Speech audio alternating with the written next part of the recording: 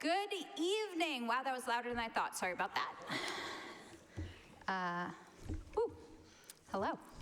So excited you're here. Welcome to this March 12th, March 16th, that's right, March 16th, meeting of the Somerville School Committee. That's definitely what that is. Sorry about that. All right, so pursuant to Chapter 2 of the Acts of 2026, this meeting of the school committee will be conducted via remote participation. It is being recorded, and we will post an audio recording, audio-video recording, transcript, or other comprehensive record of these proceedings as soon as possible after the meeting on the City of Somerville website and local cable access government channels. Superintendent, are we ready to call the roll? We are. So, President Davis. Here. Member Piton. Here. Member Lippens. Here. Member Aldridge. Present. Member Green. Dr. Stellman. Here. Mayor Wilson. Present. Member Piton. Here. Dr. Atman. Here. With a present and one absent, we have quorum. Okay. We are going to take a moment of silence and a salute to the flag.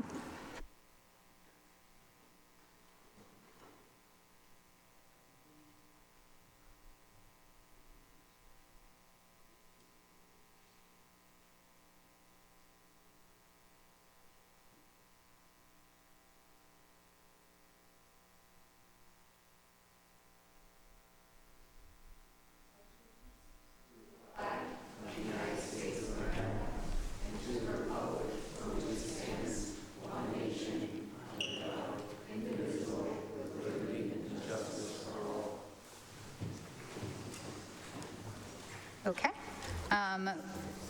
We have no public comment today, so we are going to, just for everyone to be transparent about what we're going through, our process today is we're going to have our student advisory committee reps talk, and then we are going to 5A, bullet 1, we're going to hear about the art department showcase, and then we'll move on from there. So we're going to, we're going to bypass number 3, and we're going to Roman numeral 2, student school committee advisory reps. Just curious, where does do we have public comment tonight, or did no one sign up? Okay, so no one signed up. That is correct. Perfect, thank you.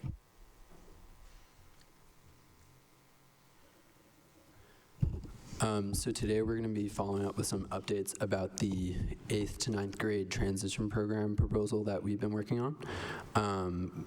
We are planning to make a proposal next school committee meeting where we're here. And we currently have some ideas that we'd like to put forward.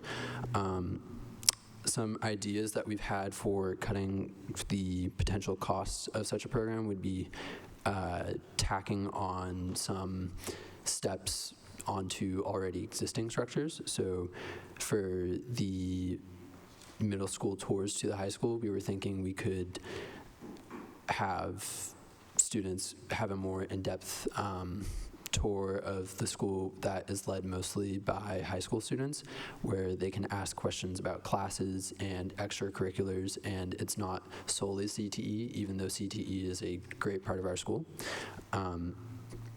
Another aspect of that would be having high school students, hopefully volunteers, go with the SHS counselors down to the middle schools and give presentations about their experience and their time with selecting classes, finding extracurriculars, and their overall SHS experience. And now I'm going to give it over to Bhavika with some information about a cool grant that has been allocated. Yeah, thank you, Aiden. Hi, everyone. I hope everyone's having a nice evening on this rainy day. But we don't have too many updates, and we know that today's a busy meeting, so we wanted to keep it short. But basically, we just wanted to highlight a celebration that occurred last Monday for Miss Thomas because she was a finalist for the Massachusetts Student of the Year. So she had an amazing celebration, which we know that some of you guys here today attended, which was really great. But it was with WellPoint and invited guests. And it was really great because Ms. Thomas shared about like her Tier 1 Circles program that's running in the schools, and peer mentors and other students who've worked alongside Thomas, and Ms. Thomas, including myself, were there, and it was really great. It was a really great way to just celebrate all the amazing work that she has been doing. And there was also the introduction of the WellPoint grant, and Ms. Thomas shared that there is a stipend to further restorative justice work and the 8th grade transition to Somerville High School. So we really hope that we can work alongside Ms. Thomas, because we ourselves are also working on improving the 8th grade transition program. So we just wanted to bring that opportunity up and also just celebrate Ms. Thomas again and really just highlight all the amazing work she's doing. And yeah, that's pretty much it. Thank you. Thank you both so much. I would like to give you credit for how you are representing students across the city. Like, that is wonderful, and you're helping us think about connections. Our hope is to bring Ms. Thomas here. Our state senator wants to come celebrate her as well. So, if she is willing to make the time, we would love to have her come to a meeting and celebrate. So hopefully you can speak more to her quality and skills then. Member Batone, thank you for making it clear. Yes, no one has signed up for public comment. Not that there's no public comment. That is an option. No one chose it as of 7 p.m. Thank you. Okay. You two are set. Thank you both so much.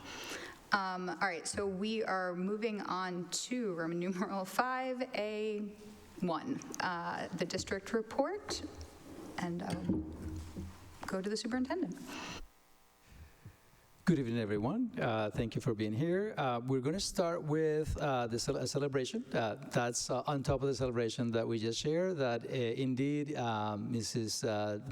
Thomas was nominated as a finalist for the Teacher of the Year award. This is basically the Oscars of teaching. So we're really proud of her, and also proud of her celebration. And she will be using the award that she received, $5,000, to create a transition plan between 8th grade and the high school in collaboration with the work that is happening. So really, really proud, and kudos to the work that she does. So please, an acknowledgement.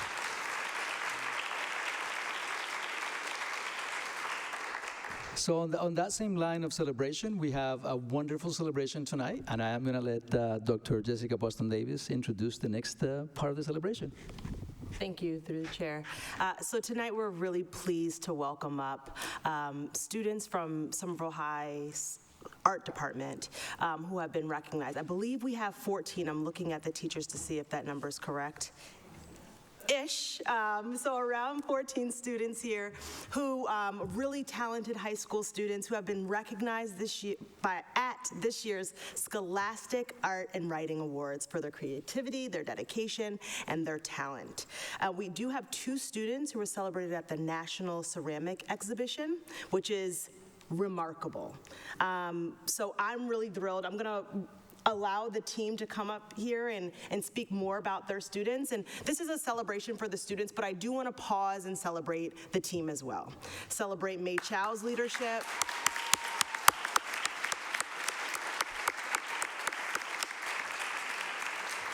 May Chow is the K-12 supervisor of visual arts across our entire district. Celebrate Taylor Byrne and Lindsay Richard, who are the incredible educators who have really advocated and made sure that everyone knows how incredible their students are. And it is really because we have incredible educators that we can have such wonderful, wonderful students cultivate their talents. So thank you, thank you, thank you. And I'm going to turn it over to you to celebrate our students. Thank you, Dr. Jess. Yes, this is an incredible, amazing celebration. This has been such a big event for us. We do this every year, and this is the most exceptional year that we've just scooped up so many awards.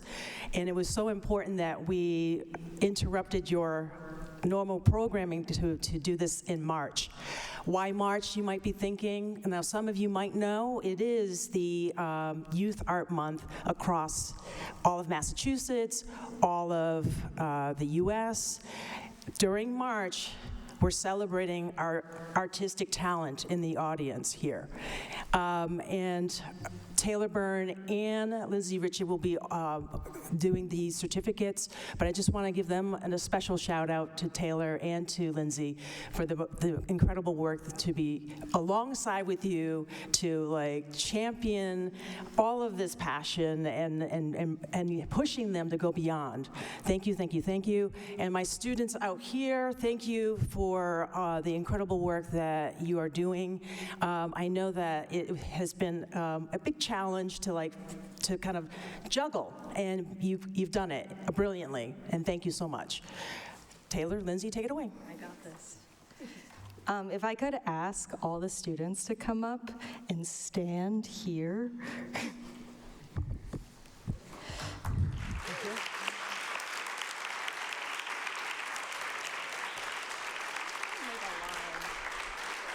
Perfect.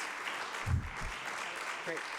I feel like by now you know that I'm Taylor and this is Lindsay, and we have the immense honor of guiding these talented artists as their art teachers at Somerville High, and we are very excited to be here this evening to honor the artists who have received recognition during this year's award season. As mentioned, we received awards from 3 separate exhibitions: the Scholastic Art and Writing Awards, the MAEA Amazing Emerging Artist Recognition Exhibition, and the NCECA National K-12 Ceramics Exhibition. The National Art and Writing Awards are a nationally recognized competition celebrating the creative excellence among high school and middle school students. Work is first judged regionally, where students can receive Gold Key, Silver Key, or Honorable Mention awards.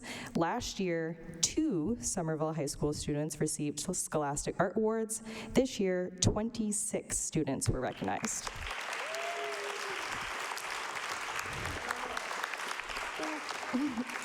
The Massachusetts Amazing Emerging Artist Recognition Exhibition is a juried exhibition organized by the Massachusetts Art Education Association. Student work from across the state is selected and recognized in medium-specific categories, with some students even receiving some monetary awards. And the National K-12 Ceramic Exhibition is organized by the National Council on Education for the Ceramic Arts, quite a mouthful. It is a juried exhibition featuring ceramic works by students grade K through 12 from across the country. This year, 150 pieces were selected nationwide, 2 of which were from Somerville High School.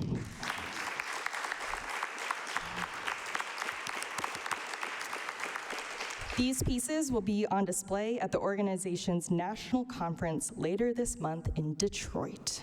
I'm now going to hand it over to Lindsay to announce our student award winners. Hi, I'm Lindsay. Thank you for having us.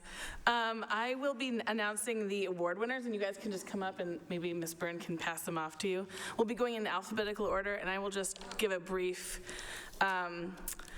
I'll just tell you what each student received. Rosalind Balfour, who's not here with us tonight, received a Silver Key at Scholastic. Soleil Bryant received a Silver Key and Honorable Mention at Scholastic, as well as MAEA. Raven Cook received 2 Gold Keys, 2 Silver Keys, 1 Honorable Mention, and a monetary award for the Educator's Choice at the MAEA.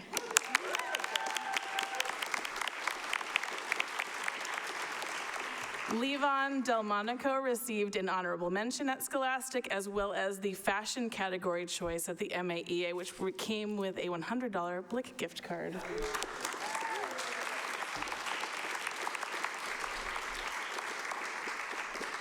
Geo Ferguson received 1 Gold Key, 2 Honorable Mentions at Scholastic, as well as the MAEA.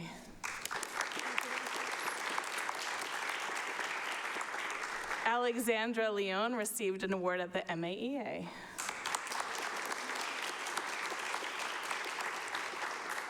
Emma Lounsbury received an Honorable Mention at Scholastic, as well as MAEA.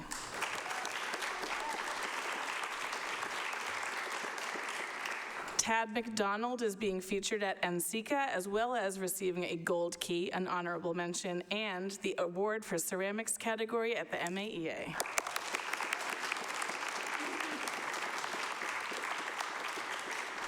Ava Martin received a silver key at Scholastic.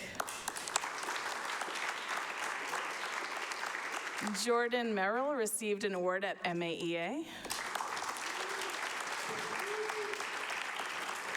Sage Milbury received an honorable mention at Scholastic.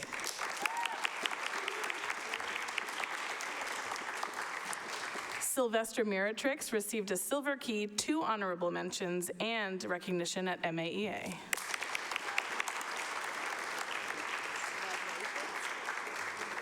Valen Peel received recognition at MAEA. Will Red received a silver key and the MAEA Educator Choice Award, which came with $100 cash.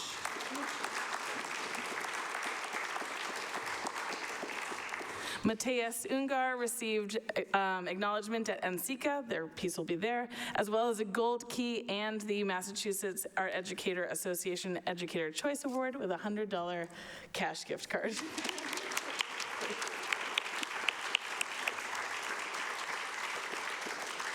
And last but certainly not least, 2 silver keys go to Tommy Van Wedge, as well as recognition in the MAEA.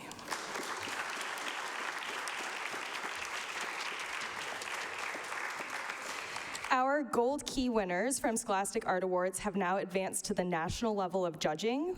We will learn if any of them receive national recognition on March 25th, so keep your fingers crossed. If you're interested in seeing their work in person, the Scholastic Gold Key exhibit is currently on view at Tufts Breed Hall through the end of the week. And Lindsay and I cannot express how proud we are of our artists. Please join me in giving them one last round of applause.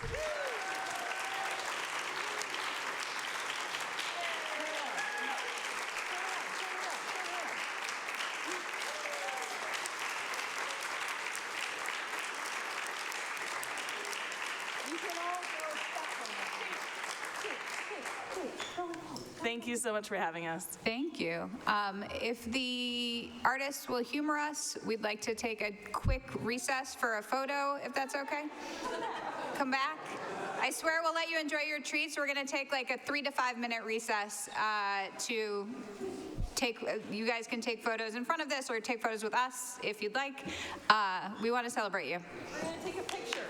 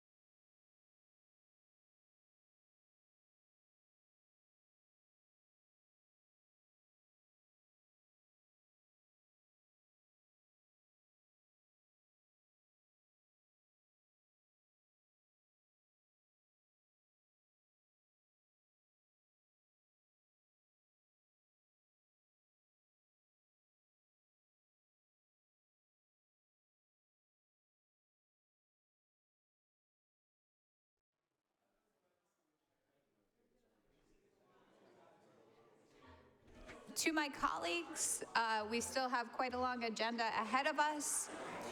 To the families that are celebrating, we are so happy for you. And we will let you enjoy your celebration in the hall. We are now, why don't we just stick with the district report? So we are moving on, we are continuing with the superintendent's, with the district report. Thank you, through the chair. Now I have the pleasure to introduce Principal Wall from the Healy School. I wanted to say a couple of things before we get into that, but we know that the Healy School has a diverse community that is always looking for ways to engage in multiple ways.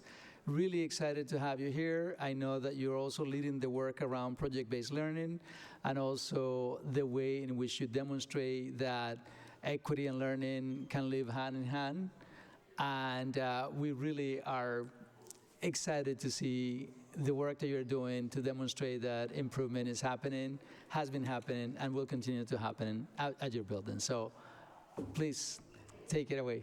Thank you so much, Ruben. You guys will get to hear a little bit about that project-based learning work in just a moment. So yeah, my name is Sarah Wall. I'm the principal at the Healy School. I think we tried to close the door, but it didn't work. So we're just gonna keep rolling. We work in schools. We're used to this. It is against the law for us because it is an open meeting and it is an indication of an open meeting to have our door open. And it is my understanding that we are barred from closing the door even when there is a fair amount of noise in the hallway. Far be it for me to get in the way of that both symbolic and practical gesture. I just want to be very clear. That is the reason the door is open, not because we are looking to take away from the amazing presentation. I appreciate that, Emily. Thank you so much. So we can go to the next slide, Erica. Thank you. So as Superintendent Carmona said, we are an incredibly vibrant and diverse community. I'm not going to go through all the data on this slide, but we have nearly half of our students identify as Latinx and about 40% are MLs, so we are really lucky to have a variety of cultures and languages represented at our school, and it really makes a big difference in terms of our community's culture and our strengths. We can go to the next slide. So as a quick overview, you're going to see, I'm going to talk in a little bit about some significant progress that we have made across all of our focus areas for our school improvement plan. And you're also going to see me talk a little bit about how our incredible staff has been able to be really nimble in the face of some new challenges that we've seen this year, that we've all really been experiencing, and just the tremendous team that we have in place that's been able to put a really solid plan together for next steps, both in this year and the year after. So first, we're going to talk a little bit about our successes. The first is that we were really proud to see some significant reading growth over the course of last year. So again, lots of data on this slide, but what you can see is that we're looking at DIBELS, which follows the reading growth of our students in grades K to 3. And then we also have iReady, and that's specifically our reading iReady that follows the growth of our students in grades 3 through 8. And across the board, we were able to either meet or exceed almost all of those goals. We were 1 percentage point shy of our goal from 2025 for iReady reading, but we actually were able to exceed our goals in 2026. So this school year's goals, we had already exceeded at the end of last year for our multilingual learners. So I was so incredibly proud of the team, and particularly our ESL specialists for that work. You can go to the next slide. And one way in particular that really helped us to see that level of success was the work that we're doing with our multilingual learners at the middle school level, which is new. Our ESL specialists have been trained in reading intervention, and this year, so this is like growing toward our goals for the end of this year, this is some data that shows how effective that intervention was for our 6th graders. We were only able in our schedule and with the availability of our MLE specialists to work with 6th grade, but if you follow, let's look at student A across this row, just to give you a sense of what all of these numbers mean. So student A started the year in the fall at grade 2. They were in reading intervention with our ESL specialists, so their mid-year score was at grade 5. So that is 3 grade levels of growth through that reading intervention. So then those green columns, you can see that student met 484% of their typical growth goal. So that is massive amounts of progress. And they've already at the mid-year surpassed their stretch goal. So if you look at this chart, you'll see that 6 of the 8 students in that intervention are on track to exceed their typical growth goal at the end of this year, and 5 of those 8 students are on track to exceed their stretch goal. So that tells us that this intervention is incredibly promising and is something that we look forward to expanding next year. Next slide, please, Erica. Thank you. So in addition, we saw some really solid growth in our learning culture goals. So the main things that we looked at when we looked at how we were growing and what our goals were in terms of our learning culture were around the growth of project-based learning, our conditions for learning survey results from students, and our caregiver attendance at different school events. So you can see, again, that column is green because we did meet all of our 2025 goals across the board for project-based learning and students' response in terms of student voice, especially, and whether they felt known by teachers in the building, which we felt were 2 really key indicators of the strength of our learning culture. And then finally, maybe the thing we were most proud of is how much improved our caregiver attendance was at a variety of events. And I'm going to talk a little bit more about some of the ways that these things connect, particularly project-based learning and student-centered assessment, and how that connects to deeper and more authentic caregiver attendance. Next slide. Thank you. So here is an example of one of our project-based learning units. This is our 4th grade unit, and the essential question of this unit is, how can we help the Mystic River thrive? And the cool thing about project-based learning is it's really grounded in these authentic, real-life questions that kids get to explore. And one of the teachers actually recently told me, I was like telling them that I was going to be talking about her work in front of the school committee, and she said, you have to tell them that this one student, while we were doing this work with the Mystic River, turned to me and said, wow, Miss Clevering, we usually just get to learn about science in school, but right now we're actually doing science.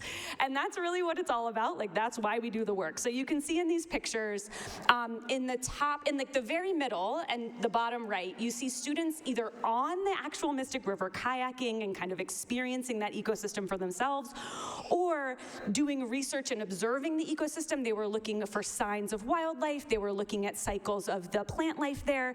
And then in the top right corner, you see them working on their final project for the unit, which was an invention or sort of an activism proposal to help the Mystic River thrive. So we got to see a lot of really cool, innovative ideas from our 4th graders. And then bottom right, you actually get to see Dr. Carmona make a cameo in our school improvement plan presentation. He's checking out our trout. So the 4th grade is breeding and nurturing trout that they are going to raise up until they're healthy and old enough to be released into the river. So they're actually kind of contributing to that ecosystem and helping the Mystic River thrive. Next slide. And another example is our 2nd grade. This is actually the 2nd year this team has done this project, and they've expanded to have 4 project-based units across their year. And this one, their essential question is, how can we help new friends get to know the Healy and Somerville communities? And this one is particularly meaningful, I think, to our school community because both the 2nd grade class and the 4th grade class you saw are newcomer classrooms. So they're classrooms where SEI 1 students who are in the country and in our education system for the first time are getting to learn both English and what does it mean to be a part of the Healy School and a part of the Somerville community. And so their friends, as part of a unit at school, build a guide for newcomers to the community. And in order to build that guide, you can see in these photos, they get out into the community. So they're at the post office, they're at the fire station, they're at the bank, they're interviewing adults in their community and learning about what they do, and then using their literacy skills and their research skills to create that really authentic, real project. Next slide, thanks. So you've probably guessed already by now, why project-based learning? So obviously we talked about personally significant real-world problems. It's multidisciplinary, so not only are we looking at different core content, we're also looking at key cognitive and work skills that kids get to practice. It aligns beautifully with our values as a school. And it is especially important that project-based learning, go back one, thank you, be accessible to marginalized youth, because not all students have access to these kinds of hands-on experiences outside of school, and so making them part of learning is critically important. That's why we're calling this initiative PBL for All. And the last big success I wanted to talk about, and we have a guest in the audience who's here also, if anybody wants to ask Steve Stefano over there. He's one of our 7th grade teachers, and he is one of the people who made this really happen as part of our 7th grade team. Student-led conferences and student portfolios are a new way that we're doing assessments at the Healy. All 6th, 7th, and 8th grade students at the end of this year will present their learning in the format of a portfolio, and this is really, I think, one of the big factors that's driving the increase in our family engagement. So you can see on the right, those are 7th graders practicing their portfolio by presenting it to 6th graders. So our 6th graders get to see what they're going to learn and be expected to do in 7th grade, and our 7th graders get a little practice presenting. And then on the other side, you see a student and a parent, and that student is presenting her learning to her parent. Each piece has a reflection. The entire portfolio has a cover letter where the student reflects on their learning and growth, both academically and in like habits of mind and social emotional learning, and it's a beautiful opportunity for them to really think about the impact that their learning has had on them as people. And families love to come see it. So we had 90% attendance at that event, which was huge. That's like unheard of in a family engagement event. So we're really proud of that. And so we want to extend an invitation to all of you and everyone listening at home to attend our portfolio presentations this year. So we would love and really encourage you to come and see the hard work that our students and teachers put into this. So our 6th, 7th, and 8th graders will be presenting June 9th, 10th, and 11th, 6 to 8 p.m. at the Healy. Come check it out, and if you want, you can just shoot me an email and RSVP, and we will be really excited to welcome you. All right, it's not all sunshine and roses. We're going to talk a little bit about our challenges now. So one of the things that hit us the hardest last year when we looked at our data was the fact that we missed our DESE goal for access testing, which is the statewide test for English proficiency for multilingual learners. While we saw really solid gains in DIBELS and iReady, it didn't translate as we had hoped it would to high outcomes on access, and that was a big concern for us. And to add to that, if you look at 2026, so our mid-year data from this year, looks like we're on track for our older grades, but we are not as close to on track as we want to be for our K-3. So I'm gonna dig a little bit deeper into our K-3 data versus our 3 through 8 data. It's a very different picture, so I really wanted to highlight that gap for you guys.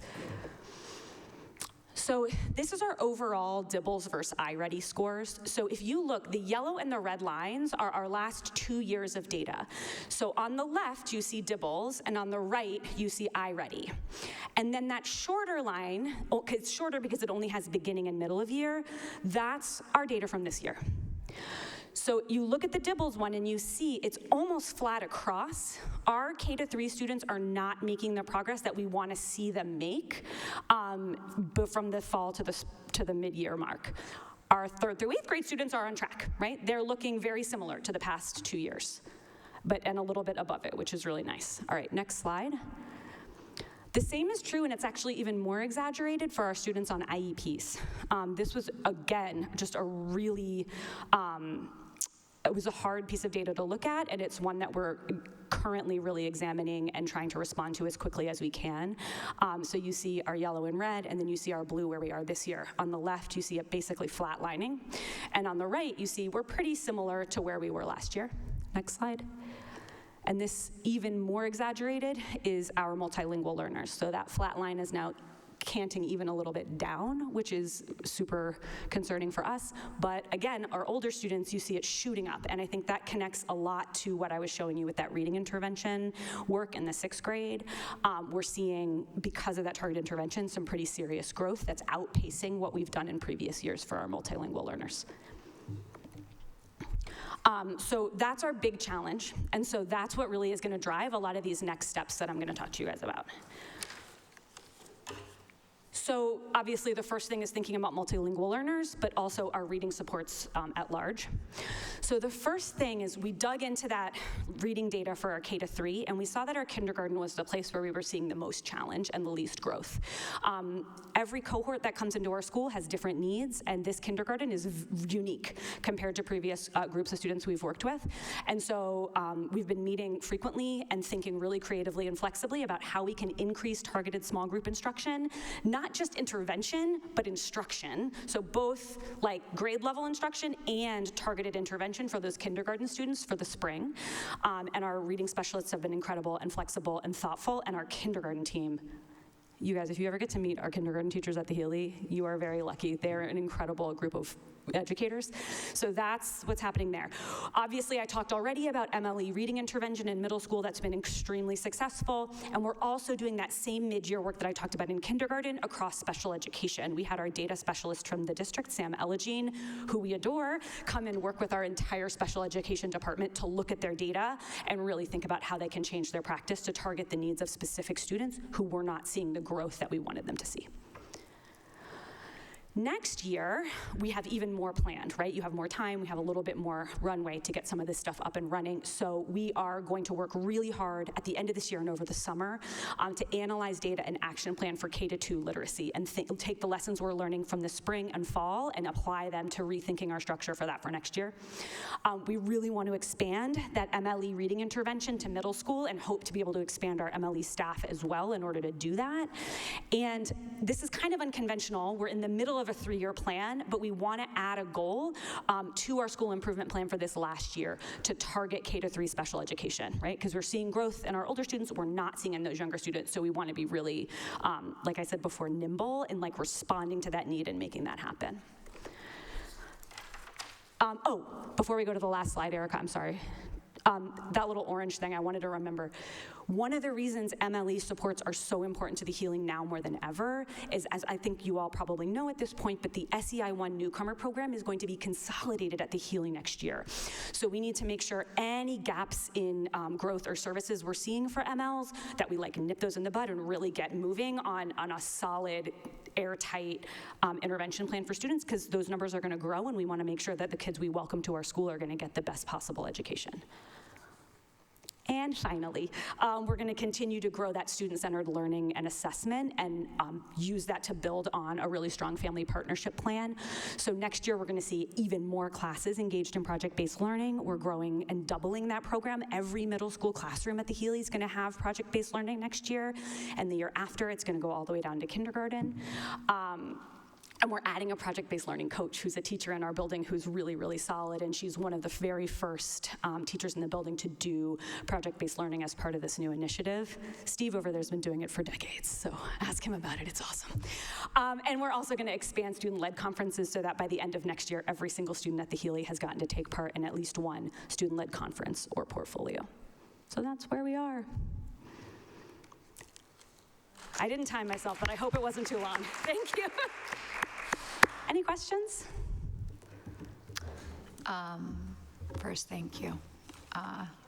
That was really good. I can't talk about the Healy without crying, so I'm gonna let my colleagues go in appreciation and joy. Same. Just to be clear. So, Member Green, and we'll go from there. I'm pretty sure I can do this without crying. But before I get to my question, I do think a little gushing is in order, so I'm going to do that. So for years, the Healy has had, in my humble opinion, the best teaching corps, if not in the city, if not perhaps even in the state. Just a phenomenal teaching corps. Obviously, Ms. Baxter is a living demigoddess, and it's struggled with, we'll say, unstable leadership. And so I want to start by commending you and the superintendent for we finally got it right. We finally got the principal the Healy needs and deserves, and it shows in the results we're getting. And to talk about, I've seen as a parent of a sixth grader, like the changes with the power-based learning portfolios and the changes in engagement. And I want to highlight that because I think highlight something that I think is a part of cultural competency that's, I think it's easy for us as a district to miss. One of the, as you mentioned, one of the reasons hunting agents has gone up, I think it's because parents feel invited into the classroom in a way that was always the case. And I think, and I want to be clear when I say it precisely, parents feel invited. Parents have always been welcome. But I think there's a cultural norm that I think certain families have always just been like, well, it's my kid's school. I'm going to go to my kid's school. Why wouldn't I? And other cultures and other communities, that's just not done. You don't go unless you're asked. And so the asking, the making that showing the work part of the work really matters. And also, I can speak firsthand. I have a sixth grader who is very much a sixth grader, and therefore, like, but I don't want to go to school, but is actively excited to invite us to the portfolio days to show that work. Doesn't want to talk about it once I show up, but wants to make sure I'm there. To that end, thank you for highlighting the dates of the portfolio reviews, because having a sixth grader, I'd have gotten that invite the day before, perhaps the morning of, if I didn't know it now. It's already on my calendar, so thank you. And on that multicultural piece, I do want to both congratulate the work you've done with the older kids, but I want to ask about, because when you first showed those numbers, I immediately went to the world we're currently in, right? Yeah.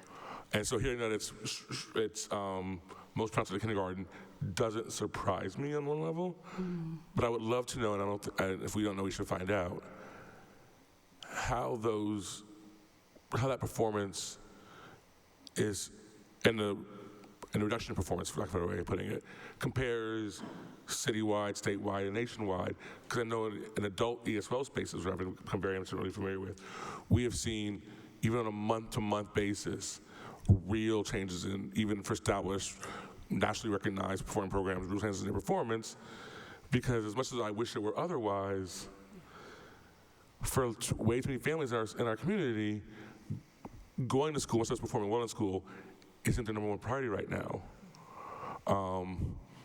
And I highlight that one because I'd love to know if we're seeing different results than we're seeing across the nation. And if that's driving the challenge, then it's still an educational challenge, absolutely. We want to do everything to support you. But I want us to be thinking more creatively about how do we build the trust in these communities that actually sending their kid to school feels like an act of safety, not of danger. Thank you, Andre.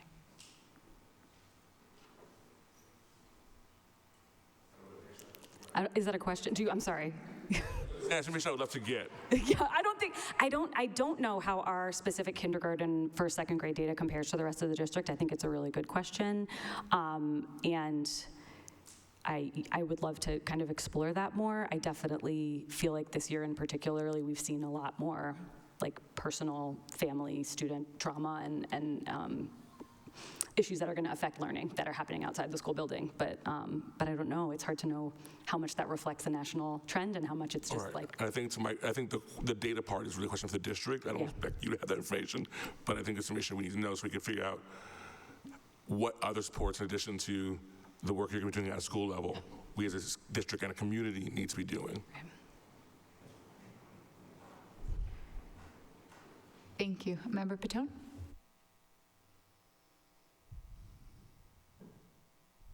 Thank you, through the chair. Thank you for being here.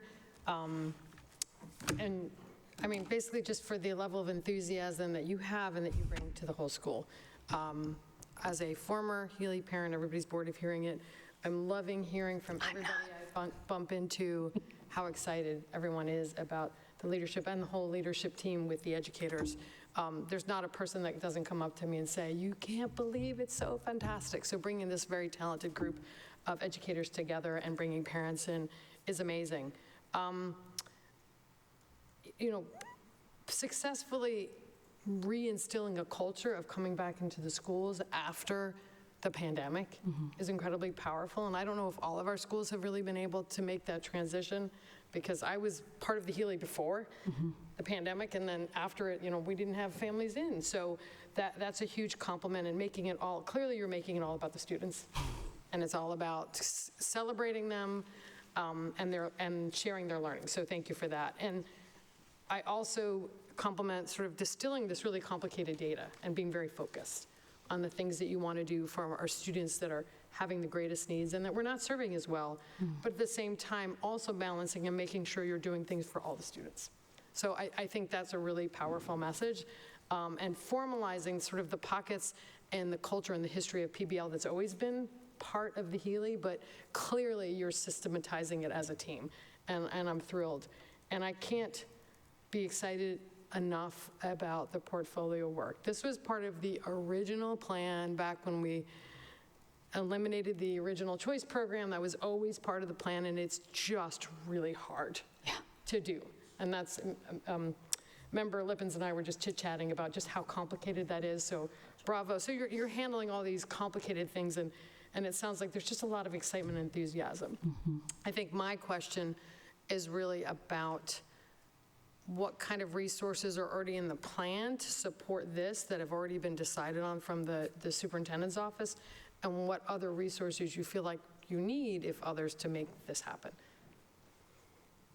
Thank you for that question. I think the first thing I want to say is I think a lot of the change that's happened over the past few years at the Healy has just been our School Improvement Council and our team looking at where we wanted to be as a school and where we've always kind of seen ourselves as a school, and me new coming into it, just like listening to people and what they wanted and what they've dreamed of for the school and opening up the opportunity to let it happen. So like you said, a lot of this stuff, like Steve was a huge part of our School Improvement Council, and he was there when they did the unification, and he was, and so I was able to kind of tap into some institutional memory, because the school's a really special place and it has been for a really long time, and a lot of the groundwork for this had already been set, and so it was just a matter of like elevating, clarifying, and making it happen, which is obviously very hard work, but our team was up for it and is amazing. In terms of resources, I think a lot of the resources obviously exist in the people, right? It's the people who want to do it and care about it and are willing to go beyond, the typical work of the classroom, which is hard enough, right, to do this additional work for their students. I also think part of that is, again, like really highlighting teacher leaders. And so that's that PBL coach position, I think, is big, that one. And then we also have a stipended, a small leadership position for the portfolio work for student-driven assess. I can't remember what we called it. It was something like coordinator of student-facing assessments or something like that. So somebody who can really hold the work, define the criteria for success, and help support their colleagues to make it happen. Answer questions, compile resources, make sure that the train keeps moving. And so that was part of my budget collaborative. I have a lot of stipends in my budget, Laura. Because I really believe in distributive leadership and making sure that the teachers who know the work and care about the work are financially supported to do that work and valued for their time and the work that they do. Because, I'm one tiny person and they're a whole army of folks who just care so much and want so badly for their students to get to shine. So yeah, I would say those are the two main things. And then, this work is project-based learning in particular can be expensive, right? Like it can be, and our team is incredibly resourceful, so our PTA has been amazing. We've reached out for grants. We've used Craigslist, that giant 50-gallon tank or whatever that you see in Marie Clevering's classroom. I think some parent who was offering to volunteer and help out found it on Craigslist for like a quarter of the price. It was, it's a community effort, but we'll keep asking, don't worry. All right. We're going to go this way. Member Lippens, Dr. Stellman, and Mayor Wilson. Thank you, through you, Chair. I am not a Healy parent, but I feel very jealous now because it sounds like an amazing community. We won't hold it against you. And yes, I've tried project-based learning, and it is so much work, so I might need to pick your brain on that. And I just loved your presentation. I thought it was amazing, and I also commend you for thinking really flexibly about your school improvement plan. I think the point of it is if you have to respond to the data in real time, and so to like not be committed to this 3-year plan just because it's 3 years is really important, and I just want to elevate that. What else I was thinking about is looking at your K through data. I wonder, you know, especially when you're a newcomer and you're doing access testing, it is really, really hard to tease out whether it is like language-based disabilities and like, or is it, you know, we're just new to the language, and I wonder about how that might be affecting your data. And then from like a budget perspective, what kinds of like resources might you need? I mean, clearly the reading interventionist is working, looking at that data, and I've raised this point before, but when it comes to iReady, like, you know, the typical growth is 60%. So when we're seeing numbers in the hundreds and the 400s and meaning stretch growth, like just for the public to know, that is incredible. That's amazing growth, and that I know that happens with really dedicated staff members, so kudos to you. And yeah, I would love to learn more about the project-based learning, so. But my first question is really like, has your team like thought about that maybe like looking at your data, thinking about how hard it is to tease out whether. Yeah, as soon as you said that, I was like, I hope Lauren Waldemariam is listening. She's our child study team chair. She's amazing, right? She's in a new role this year, and she leads our child study team work, and it's a conversation we have all the time. So child study is where we look at a student who isn't making progress as we would expect them to, and we think about as a team with a reading interventionist, a math interventionist, a counselor, like all the different folks who might work with and support that child, like what are the barriers and how can we reduce them, and how can we try different ways of intervention? And a big question we often have is like, how can you tease apart when you have a pretty early multilingual learner who's still really in the early processes of learning English, and they're not making progress at the rate of their similar peers? Like, how do you really drill down? In terms of the access data, that's less of a concern because those students don't show up on that data because that shows us whether or not they're making expected progress. And so most of these students are in their first year. But once they get into their second and third year, that's where we're like, we don't know whether this is just a slower, this person's just taking longer to learn a language, or where does the disability come in? It's definitely a conversation we have a lot and is one of the more difficult ones to answer. And so you just have to play it kid by kid and really dig into the data as much as you can, try different interventions, do a few cycles of CST, and then refer if you feel like that's the right move. So that's the process, but it's a good question when we grapple with all the time. Thank you. Dr. Stillman?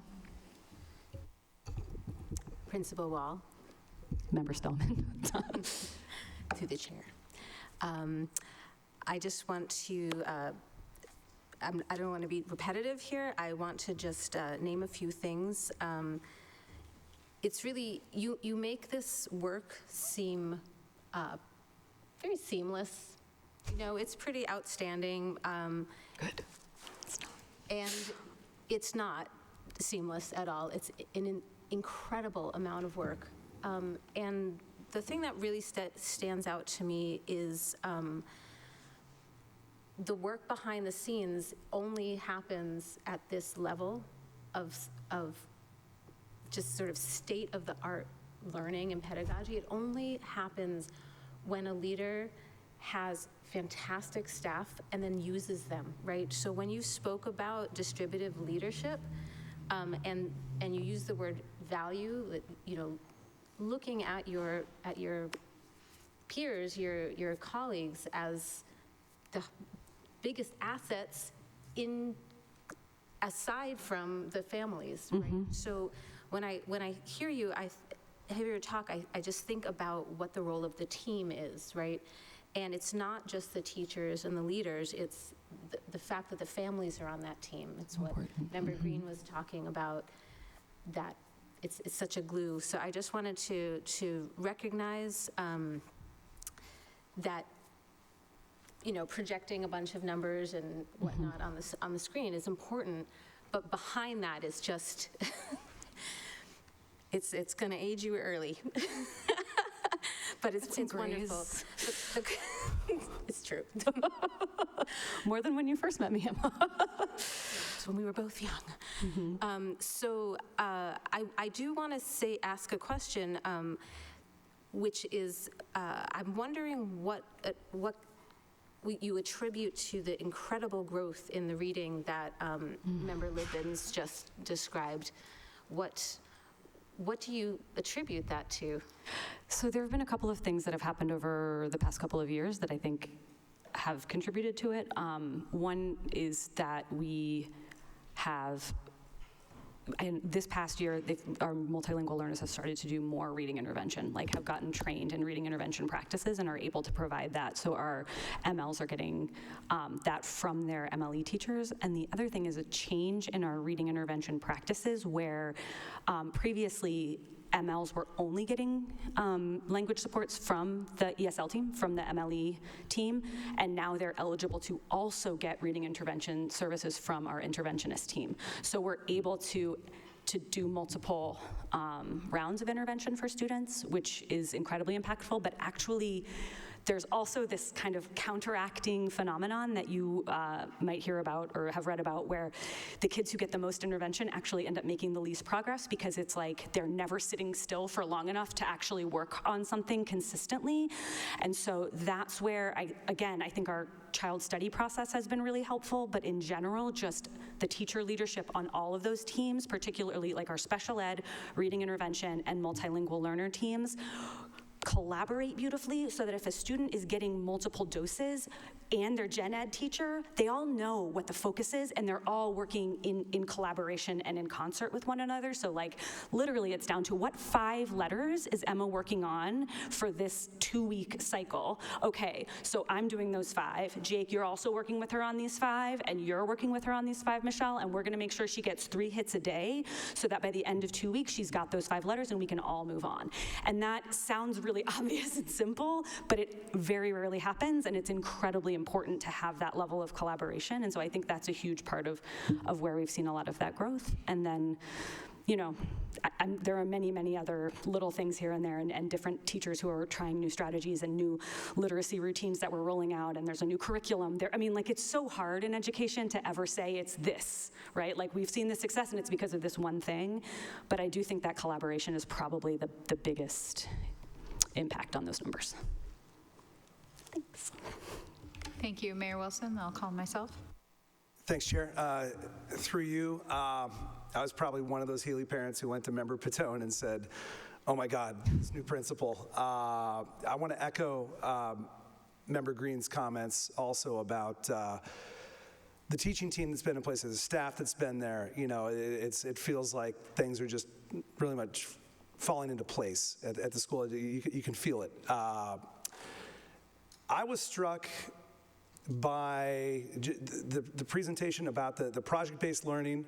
You know, Healy's known for project-based learning and off-site learning, and I feel like at the middle grades, you can see that you can always see that making sense. It was before that, it was tough to really, especially the project-based learning piece, that never seemed fully fleshed out, at least from my experience as a parent. And so it's so amazing to see the work that's going into making that, you know, truly at all age levels make sense, because I know the intentionality that's required, the buy-in from staff that's required. That's such a key component. It's just crystal clear that you have that. So that piece is amazing. We heard earlier in the presentation for the field trip, the changes being made this year to the 7th and 8th grade field trip. And it just shows the willingness to rethink how things have been done and to make them better. Mm-hmm. And I think we're seeing the results of that at the school. I was going to ask a question about the K-3, but I think it came through, you know, it's not about, Healy gets a lot of sort of mid-year enrollees. I don't think it's a case of that. It sounds like it's a specific cohort where you're seeing challenges. So I'm not going to ask about that. What I am going to ask about is, we heard in a presentation from another school the importance of getting books sent home with kids in terms of reading. And the PTA especially has done this really innovative book fair. They went away from the Scholastic book fair where I worked at. I saw it. Kids buy junk. Mm-hmm. They don't buy books. They buy posters. Yeah. It's not kids, it's a subset of kids. Yeah, certain kids. Exactly. Mm-hmm. And what the Healy PTA have done is basically make sure that every kid, they basically collect books and make sure that they go home with kids. And I think it's such an amazing model. And I wouldn't be surprised. I guess I'm curious, do you think that that's played any role in the progress with reading, knowing that books are going home with every kid at that school? I mean, that's been going on for so long that it's hard to say, because it's been going on since before I got here. It's happening this week. And if you guys want some books this Saturday, we do from 10 to 12. All the books that are left from the book fair go out to the community.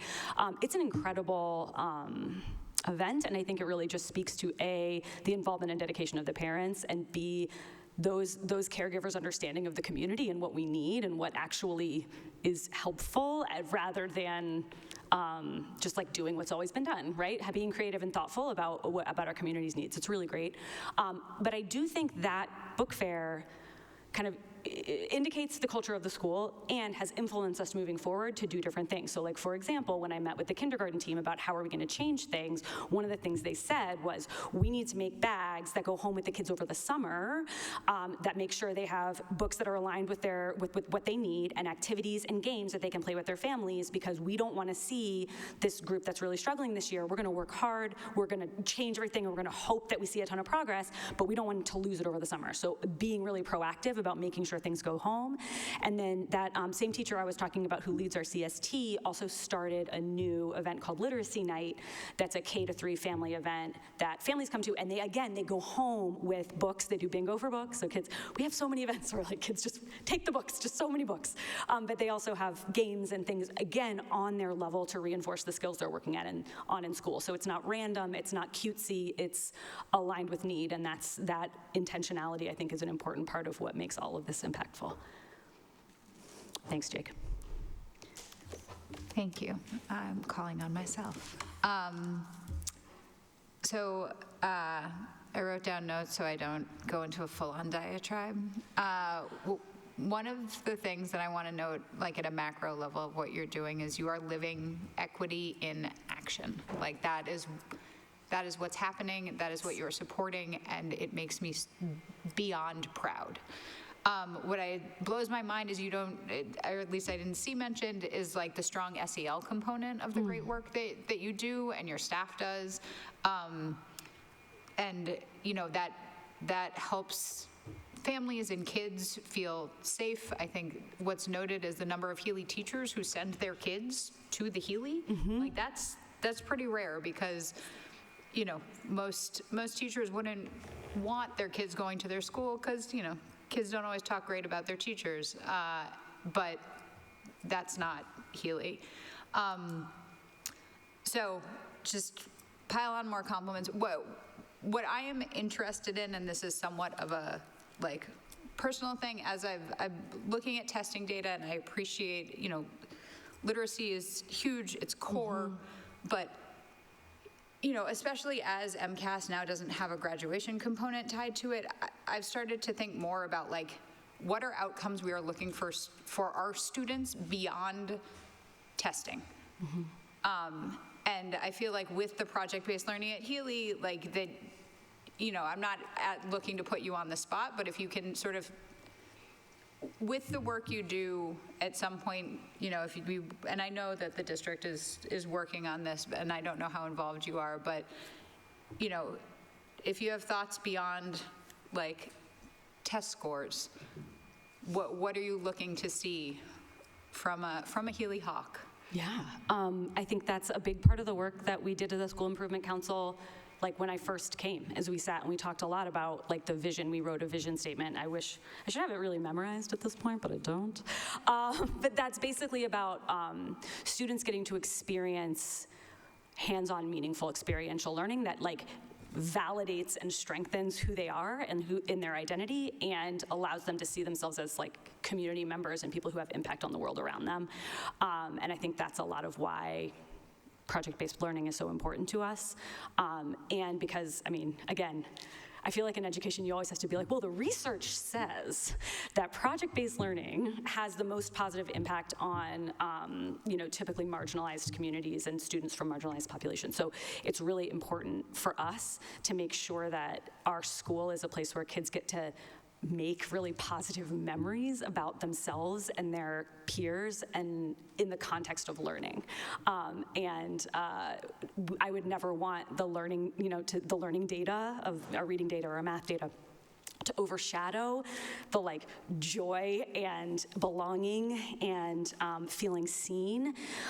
It's just harder to measure that stuff. The Conditions for Learning survey is the best we've got right now, and it's really great. It's actually a really wonderful data point that we look at a lot, and there are several. I didn't go into all of them because it was supposed to be a 10-minute presentation, which obviously it has not been, but I didn't go into too much detail, but that CFL is a really core piece of just is the only way to quantify it, but I think the real way you see it is, if we had more time, I would bring Steve up because he's really great at talking about the real true impact it has on students to get to have these experiences and come back 10 years later and say, oh my God, I remember that trip we took and it stuck with me and it's a positive memory from middle school. And like how many people out there, when you ask them about a positive memory from middle school, like can't name one, right? So I think there's such a spectrum of ways to measure and feel and judge the success of a school, and I hope that we are as broad and as inclusive as we can be and don't get tunnel vision on the scores for sure. Thank you. Thank you so much. Courtney still has to go. Are you going to keep it short? No, it's really just a quick comment. So you have a picture in your presentation of a second grader getting to hold a fireman's axe. It was an axe, yeah. I was like, should I put this in there? No, it was quite clear that the firefighter had control of it. Like, I'm not worried about it that way. Yep. I just wanted to put how cool that must have been for that kid. Oh, yeah. Yeah. We use tools at the Healy safely. But it's important. Right. Thank you, everybody. Thank you, Principal Wall. Thank you, Principal Wall, and thank you to Mr. Stefano for being here tonight. And now I have the pleasure to bring into the podium our Principal Goslin.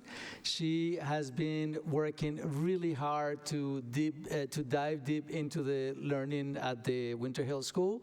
I know she's constantly working with the Department of Ed, with Central Office, with so many stakeholders to actually assess and reassess the direction of the work. So I'm truly excited to see all the thinking effort that goes into this improvement plan, and I know that you will get into it carefully. So thank you very much for being here tonight. Great.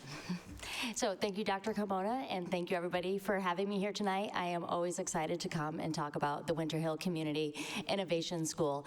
And just a little fun fact for you, now that we're halfway through March, we are on our third year at Edgerly, and this is the longest that I have been in one building in my entire time at Somerville. So it is very exciting for me. Just thought I'd share that. I just realized we're past the pandemic closure, and that was the longest I'd been at anywhere else. Just a little fun fact. So we can go to the next slide, please.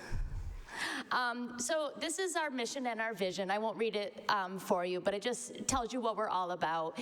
And as we've gone through this journey, we have, for the past few years, been focused on our standards of excellence. And we really feel that our students need belonging and achievement. They need to feel that they are included in our community for whoever they are, whatever they bring to our community, and that all members of our community are valued. And also they need to feel that they are achievers as well. They need to feel that what they bring, not just in terms of their identity, but also what they bring to the classroom in terms of their unique genius of every student is really important. And the two of those are very intertwined in how students view school and how they view themselves, and then ultimately how they will achieve, not just at the pre-K to 8 level, but then at high school and beyond. So that is our focus right now, and it's really about supporting children to be what they can be, and recognizing that all children have a different path, and all of those paths are wonderful, and we're there to support them through all of those paths. Next slide, please. We can go to the next one, please. So we have our 4 school improvement goals, which I want to talk a little bit about. I've listed our key levers for each one, but there's actually a lot of things happening, so I've tried to give you the highlights. So in terms of academic achievement, we are really focused on our iReady data and our access data. We recognize that we have a significant amount of students who are below grade level, and we know that that's an area where we need to focus. So for our iReady goal, we are looking for students who are on grade level, that they continue to meet their annual typical growth, which keeps them progressing at a steady pace where they should be. And then for students who are below grade level, we recognize that they need to meet their annual REACH goal in order to accelerate their learning, and that over time, usually within 3 years, a student will catch up. So we're really playing the long game in terms of our growth data. And then for access, we're looking at our multilingual learners, expecting that 50% of them will meet their target on the 2026 access. So in terms of our key levers, we're using our instructional focus around discourse in the classroom, high quality curriculum and instructional materials, co-teaching model, ELA, grade 4 special education, improving our MTSS, our multi-tiered systems of interventions, and then also our professional development and our common planning time. So those are some of our really big levers that we're really pushing on. In terms of equity and access, we are really focused on improving our attendance, not just our average daily attendance rate, but also reducing our chronic absenteeism, and then also looking at our office referrals, in particular for boards of color, to ensure that they are proportional to our school demographics. And some of our key levers for that is reviewing our policies and our practices, using student voice, again, using our MTSS systems, and then also CST, and really focusing on crisis attendance and behavior, and making sure that we are focused on that all the time, in addition to the academic piece. Next slide, please. For Wellness and Joy, so one of our student groups that we find has a particular high level of office referrals that's disproportionate to our population is our students in the Newcomer Academy, the NCA. So we have been very focused on looking at that particular group of students and their experience. We have the NCA for grades 6, 7, and 8, which is middle school, which is a particularly interesting time in a child's development. So really thinking through how are we supporting them within the Newcomer Academy, but then also how are we looking at the middle school experience as a bigger piece of their middle school experience. So some of our key levers are we ran a group over the summer that really looked at the Newcomer Academy. We implemented the guide, which the teachers are drafting and following, and they're working together through their PLC that meets every other week. We continue with CPT to continue that we're looking at the academic needs and implementing our ESL curriculum in grades 6, 7, and 8. We revised the schedule this past year and completely changed what their day looks like. And then also, we're also looking at how are we engaging families as well. Not just, we tend to have a high level of engagement more around basic needs with our families, but really how are we engaging them more in the school piece and the academic piece and the students' learning. And then for family and community engagement. So we are looking at increasing our middle school numbers for community engagement. We find that in the lower grades, we tend to have higher numbers. And then we would like our middle school students and their families to engage just as much in terms of the academic pieces. So what have we done for that? We created an educator guide through our governing board to provide guidelines for communicating with families and when should we be communicating with them. Participation in our current family engagement events. So we have our back to school night, our showcase of learning, parent-teacher conferences, leadership day, where we bring community members in to talk to our 6th through 8th graders about their experiences in their jobs in the community. We have an international potluck, and we actually are looking into student-led conferences. So I'm going to have to reach out to Principal Wall to find out how she started that. Yeah. Next slide, please. So here's an update on how we're doing right now. So in terms of our iReady progress data, this is our mid-year data. I have reading and math up there. And we really look at where students are starting from and then what is the progress that they're making. So in the under the reading, under median progress, typical annual growth, that is the median growth based on the baseline placement. So if students started mid or above grade level, the median growth for 1 year's worth of progress was 143%. So what we're finding is that students who are on grade level are making significant progress. When we look below the grade line, we're looking at students who are starting 1 grade, 2 grade, or 3 grades below. And what we do see is varied progress. So the median is anywhere between 82% and 117% for students who are starting below. When we move over a column and we look at our median progress reach goal, for the students who are below the grade line, that's where we really want to see the growth for students there. And as you can see, it's a little bit lower in terms of the median. And then on the right side, we have our math data. I do want to point out that we see our math is a little bit lower than our reading, and I do think we're seeing significantly more growth in reading because of the focus on reading. As Sarah talked about in her presentation, there's a lot of work around intervention.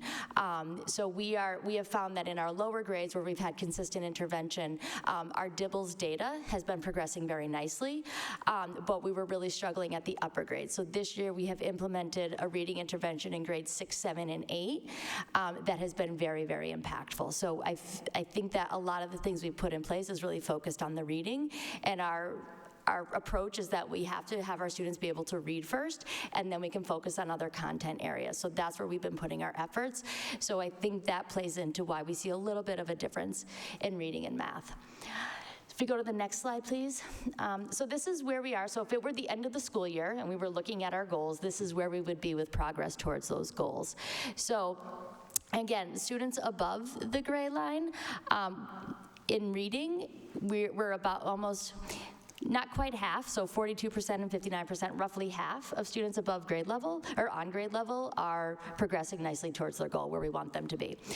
It's when we look at students below the line, below the grade line, we see less progress towards that, that reach goal, which is where we want to focus. And then the same thing for math. So this gave us an opportunity at the mid-year to really dig into the data and look at the students who weren't making progress and then adjust how, like what we were doing for intervention to make sure that we were putting the right supports in place or adjusting supports. So our teachers are really using this data as a guideline in terms of how we're providing support to students. And then this here, so this is just looking at where we started in the fall and where we are in the winter, and things are shifting in the right direction. So if you look in the 3+ below, so students who started 3 or more grade levels below, we've actually reduced that by about 8%. So we've reduced that. The same thing for 2 below.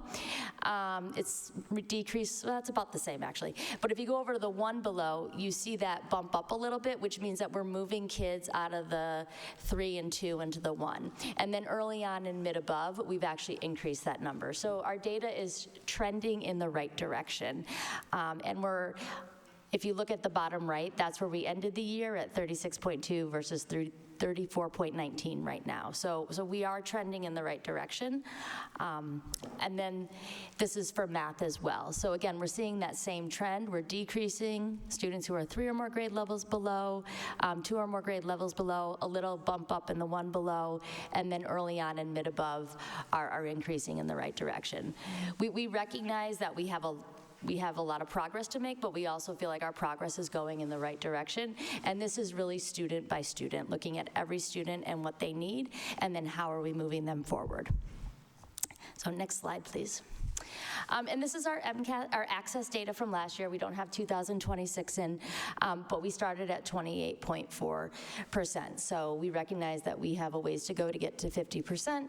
So we have been very focused on that. And again, a lot of the supports that we're putting in on the academic side for academic growth is actually supporting our multilingual learners as well with reaching their targets on access, particularly around the reading. That was one area that we saw as an area that was lower than the other 3 domains, and the reading intervention that we're doing in grades 6, 7, and 8, it directly correlates with the ESL curriculum that the students are doing in Newcomer Academy. So we're really trying to make sure that there's coherence in the interventions that we're putting in place.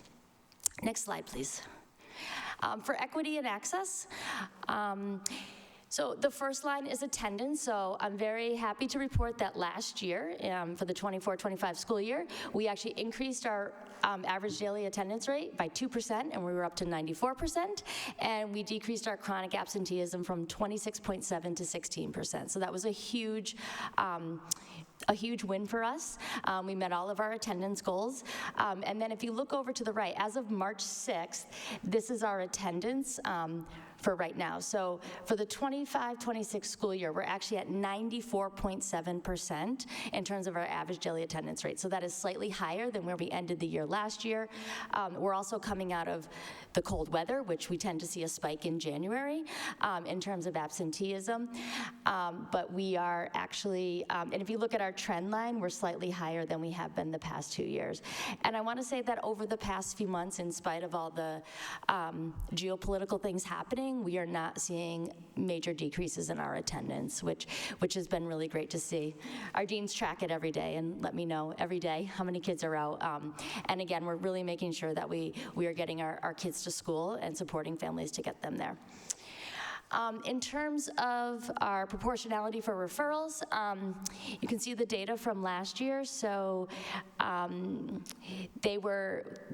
we actually met our goal for African American students last year. They were proportional, but what we found was that for Latino students or Latinx, we still had a disproportionate amount. So we are really focused on that, and a lot of that ties into our Newcomer Academy, where a lot of our students are Latino. So overall, we've decreased our referral rate pretty significantly. It's down about 8 percentage points, but we still recognize that we have this disproportionality for Newcomer Academy and then for students of color, primarily Latino boys. So we are continuing to work on that, which if we go to the next slide, we can talk about wellness and joy. So what are we doing to support our newcomers? I talked about some of these before. So we have our improved schedule, implementation of tiered supports. Within our Newcomer Academy, we recognize that our newcomers, they're middle schoolers. They're new to the country. They're new to English. They're new to schools in the U.S. and they're also in middle school. And there's just so much going on with them. So we do have counselors in our Newcomer Academy who work directly with our students. They provide weekly group sessions in addition to our regular Tier 1 SELs. So they do additional work with them. They do small groups. They do one-to-one counseling within the program itself. Last year, we actually did affinity groups by language. We didn't bring that back this year, but we are going to bring it back starting soon. So last year we ran groups in Spanish, Portuguese, Arabic, and Haitian Creole, and we are looking to bring those back. We were playing with the schedule and really trying to figure out how to fit everything in, and that was something that we couldn't figure out, but we recognize that we really need to do that. We are biweekly CPT, where we bring our teachers, our counselors, our deans, our admin together every other week to really talk about the Newcomer Academy and how to move forward. Again, the focus on family engagement, and then the Newcomer Academy Guide, which is a work in progress that we'll continue to work through. And then I want to talk a little bit about the middle school experience. So this ties into our newcomers as well as all of our 6th through 8th graders.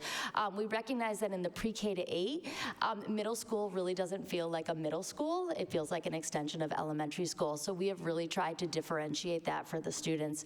So we are in our 2nd year of a specialist choice model. So instead of the traditional one specialist a day every week and you do a rotation, our students actually have choice. So they choose 2 electives every semester. So they do one Monday, Wednesday, Friday, and the other one Tuesday, Thursday. And we have found that students buy into their specialists much more at the middle grades level, and they're doing some pretty exciting stuff. Our student council is very active, and we also do Leadership Day, where we bring in community members to come in and talk to our students about what they do and how they've found their chosen career path. So if anybody would like to come, it's going to be in May, so please reach out. We're happy to have you. We have the students this year are looking at food choices in the cafeteria and what students think of the food, which is always a concern for students. We have many club offerings at the school level, 8th grade civics project. We've implemented Smart Pass, which is an electronic pass system, so students don't have paper passes, and it's actually increased accountability, but also decreasing the feeling that students have that they're being, like, oh, I got to write a pass, or I have to have a pass. They can, sign in and out. It's been really, really great. It makes them have like a more sense of freedom. And then our partnerships with Becoming a Man and Soccer Without Borders. So those have been really instrumental in supporting our middle schoolers. Next slide, please. And then the last part is the family and community engagement. We can go to the next slide. So just looking at, these are our numbers on, percentages of engagement in various activities. Again, we see a decline as we go up in the grades. Like, we see the numbers go down slightly. So we are really thinking about how can we boost our middle grades numbers. And I was really excited to hear the Healy talk about it, but it's really about getting the students in at the upper grades, getting them excited about their learning, so then they bring their families in so that they can share that with them. That's really the key with middle schoolers. So we are working on that. We are looking to start a working group this summer on the student-led conferences and get that up and running, hopefully by the end of next year. We also have our Showcase of Learning, which we do every year, which is a really exciting time where we open up the building for people to come in and see all the amazing work that's happening at all the grades. So you are all invited. It's May 21st from 5 to 6 at the Edgerly. So we would love to have you and come in and see all the amazing things that are happening. And then just to summarize, we are settling into the Edgerly. This is our 3rd year, and this is the first year that things really feel like we know sort of how things are going to operate. There's an institutional memory now on how things work. So that's been nice to come into this year. Every year feels a little smoother, and we're also very excited about the prospect of the new building. I also want to give a shout out to our 8th grade civics project. They recognize that they're not going to see the new building and that many of the students behind them are not going to see that either. So they are hoping to make Edgerly feel more like home. Like, one of the things they've said is, we don't have a big sign that says Winter Hill, it says Edgerly Education Center. So they are really thinking about, like, how can they make it feel more like home? And their big reveal is going to be at the Showcase of Learning. So again, please come. And then we are making steady progress. We are really focused. Our teachers are dedicated. Our teachers are working incredibly hard, and they are really working to support each and every student to move forward. And I just want to give a shout out. One of our electives for our 7th and 8th grade is we do theater. So she does the actual acting Monday, Wednesday, Friday, and then the Tuesday, Thursday class is the stage crew and all the props. So they put on a production of Hoodie at the end of the first semester, and they actually performed it on a Friday night at Conexion. Conexion has become a really good partner for us in East Somerville. So it was really great to see the kids up on a stage performing, and this was all things that they did in class. It was not an extracurricular.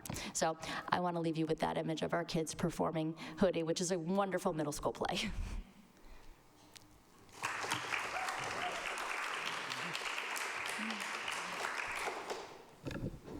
I can't thank you enough.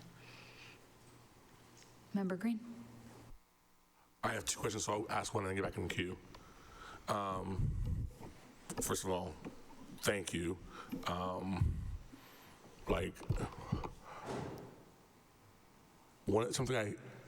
The amount of trust I hear from Winter Hill families in you and your leadership needs to be publicly acknowledged, especially true from parents who perhaps understandably have less trust in the district, the school committee, and the city right now, and that's all understandable.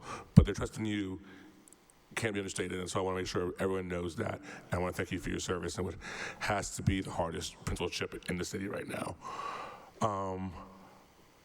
So my first question is onto that note. You have an incredibly difficult job for the next several years. Your teachers have an incredibly difficult job for the next several years. I cannot wait to hear from the students what they think will make the Edgerly feel more like a home. But related, and perhaps not covered by this, is what can we as a district do? What can we invest in? What can we do in software, whatever it is, in recognition of the difficulty of the position you and your teachers are in, to help fight off burnout, make sure that you're all okay mentally and emotionally? Like, how can we best support the staff in this difficult time? So, well, thank you for the question. I really appreciate that. I think everybody recognizes it has been an incredibly challenging time for our staff. They've been through a lot, and they have done heroic work, and it's been amazing. I think for right now, again, aside from moving along the building project and getting a building built, I think just being responsive to our needs at Edgerly, recognizing that even though, we're now in our third year, things pop up, and we don't have an institutional memory, and, we never dealt with real snow at Edgerly, so this year was definitely there was a learning curve to what do we need to plow, where do we need to plow it? And I think just being really responsive and remembering that when things happen, we need to make sure that we are really looking at Winter Hill because we don't have that institutional memory, and we need everybody to put their heads together because we don't have that yet. So just really being responsive and following up on some of the building issues that have been brought up. I will say that we definitely would like AC in the cafeteria and in the gym. Those are huge things. I think that would go a long way. In addition to some other, pieces of the building. Again, a tremendous amount of work has been done in the building to make it what it is, and I really, we all really appreciate that, but I think there's just a few more things. We're going to be there for a while to really recognize that.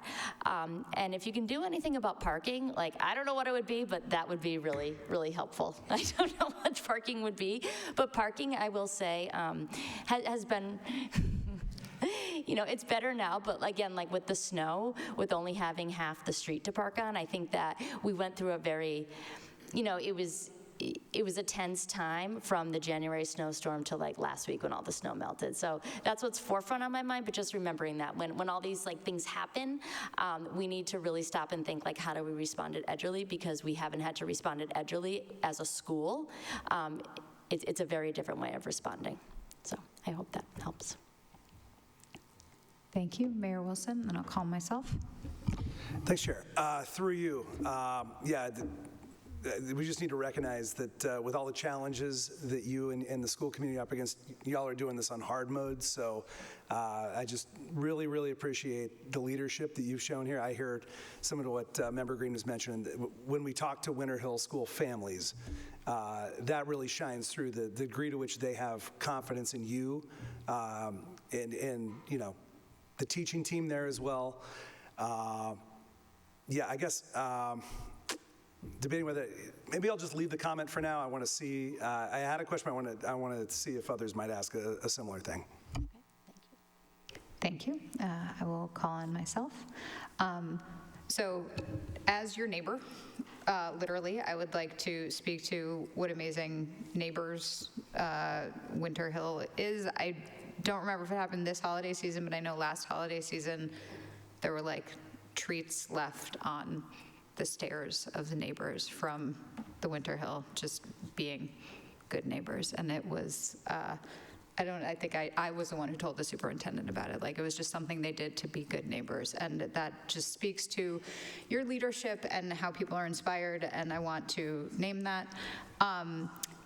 As your neighbor, I have seen with the plowing, because it was new snow, I want to apologize personally about not thinking about having your major play space cleared prior to volunteers, noting it. I did see that some of the cement was torn up by that. I'm curious if this is a small, but have you put a request to have that fixed? If not, great, okay. And then the other thing that I wanted to note about parking is, I think this is through myself, I'll say probably to the mayor. There was a building that was torn down across from the Chucky Harris Park on Cross Street East that when it was torn down, we were told was going to be parking for Winter Hill at Edgerly teachers. To the best of my knowledge, it has never become parking for Winter Hill at Edgerly teachers. So I'm wondering if the mayor knows anything about that, and if so, can give us an update on how we can ideally provide parking for Winter Hill at Edgerly teachers. It's still a few blocks away, but it's something. Thanks, Chair. That is a great suggestion that I have not heard anything about this, but I'm here for looking into that. That seems like it could really help out with the parking situation. I will be following up. Thank you. Thank you. Member Green, Member Bitone, and then. Thank you, Chair, through you.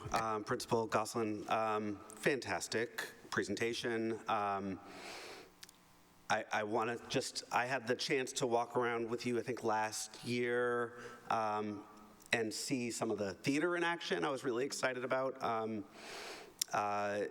And one thing I'll be looking at for the new school is to make sure that we have a stage that the kids can use and that the teacher can teach in. I'm really excited about your program and how it fits into this new project that we're building. So save that for a future agenda item. I also just wanted to note and give you kudos on the increase in attendance over time. The trend suggests, at least to my read, that despite all the challenges that my colleagues have noted, you have maintained your building as a place that inspires community and a sense of joy among your students. And those numbers don't lie, right? That is palpable. And I just want to congratulate you for that. What I'm wondering about is, you pointed to some of the difficult literacy numbers that you're seeing and how that connects also to the some of the math numbers that you're finding challenges with. And this is we see this dynamic across schools. So I'm wondering what you see as the key barriers that exist for you in tackling that problem, and what help you're looking for us in helping to overcome it. Great, thank you for that. So I think some of the barriers, again, like, I don't want to keep going back to the building, but, just teachers, we want them focused, like, using their mental energy on teaching and students, and a lot of their mental energy has been taken up by other things. So, like I said, it's getting better every year, but we've sort of, it's been a hard few years. Now I think one of the key areas has been just implementing curriculum. So having that high quality curriculum across all grade levels, and the district has been doing that, and that has been great, but we're still implementing. We're only in year 1, 2, and 3 for certain areas, so it takes about 3 years to get the curriculum up and running, so that the teachers have really internalized it, and so that they're really able to teach it, to feel that they really know it inside and out, and can teach it at the highest level. So that has been something that, like, we all go through, and that teachers are really working hard on that. So curriculum implementation is one area, again, that we're making progress on. It's just, it's a heavy lift. When teachers are learning new curriculum, but then they're also looking at the students who are behind, and then what are the interventions that are going to be in place. So making sure that we have solid interventions in place that we are able to implement for all students, and that we have the time and the bandwidth to analyze that data as it comes in, and really make sure that we're making those decisions for students.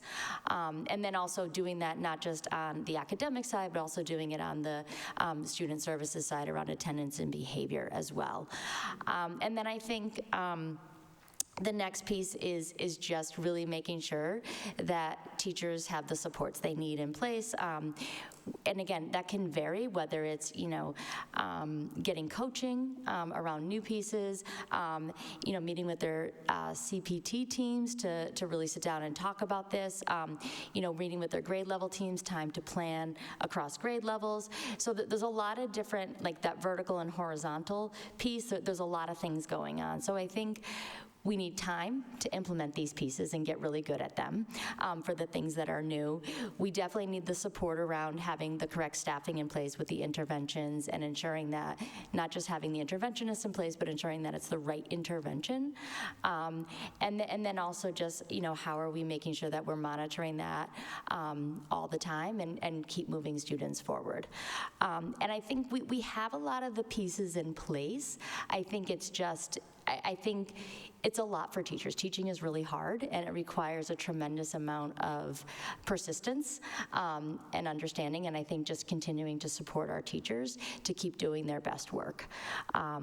So again, I think that we have everything in place. It's just a matter of making sure that we are using everything efficiently and that we are moving forward. And really just, I think that it takes a lot of time to get to know every child in our building and know what they need and making sure that we are putting all those pieces in place, and that's what we're striving to do. Thank you. Member Patone? Thank you, through the chair. Thank you for your presentation. My question is probably more for the superintendent and maybe the city, but they may or may not be prepared to answer. I apologize, but what is the status of plans to address the air conditioning in the cafeteria and the gym?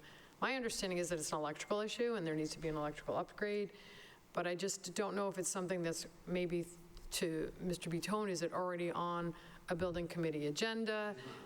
Okay, and whether or not it's in the works for this summer, because these students and educators are going to be here for the next 6 years. And I think that if we are going to spend that money at some point, we should do it as soon as possible, knowing that the city wants to do well by the students at the Edgerly. So anyway, I guess I'm putting that question out, and I don't want to put the city on the spot because I know that they may or may not be prepared to answer the question, or whether or not it belongs in the building committee. All right, to the mayor first. Thanks, Chair. Yeah, I appreciate that question. That's definitely one of the things that we're looking at in terms of figuring out what can we do in terms of budget capacity. Got some bad news earlier today where it looks like the Municipal Empowerment Act is going down in flames on Beacon Hill. So that 1.8 million we're hoping to bring in looks like it's not happening. Superintendent, do you have a thing? Yeah, so my understanding of the increasing the power, the capacity at the Winter Hill, I'm not fully sure where, several years ago that we met, that was part of one of the things that we knew was a real need. And at this point, I don't think that there's a clear timeline for that. So I will definitely take a look at where we are with that. Member Bitone? Thank you, through you. In our meeting with the PTAs, when this was brought up, Chief of Staff Amara Inosike said that the transformer that needs to get installed is apparently on a list for upgrades, but I don't know more about the timeline any more than, anyone else here, so. Yes, just to follow up through the chair. So if I'm interested in knowing, and I think everyone is interested in knowing what the possible next steps are, where should this go to? Should the superintendent be asking the city for a memo? Should I be asking Mr. Bitone to put it on the agenda? I don't know if is it too late to put it on for the 23rd. I think this needs to be discussed and elevated as much as we can. Yeah, it would, through the chair, it would need to be in April.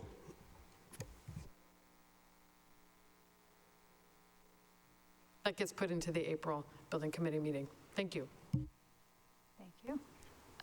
Member Eldridge? Through the chair, thanks. I had a constituent recently express, I guess within the mindset of trying to make it as, take some of the pressure off our teachers and our families and also make it as comfortable of an environment as possible, that there was an issue, and maybe this is through the mayor, with trash pickup on Fridays, really causing quite a bit of a cluster of drop-off and arriving at school. I'm wondering if you could speak to that a little bit, or maybe Mayor Wilson can provide a little more.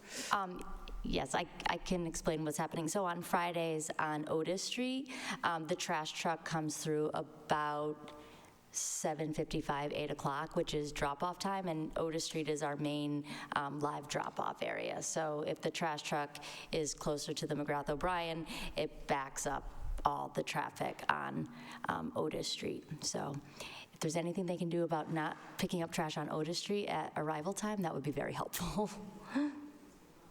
Mayor Wilson? Chair, that is great to know. I'm going to email the DPW folks about that and see if there's something we can do with the contractor to so to be clear, we don't do this municipally, we have a contractor, but we've made requests in the past. This seems like a very reasonable request to make.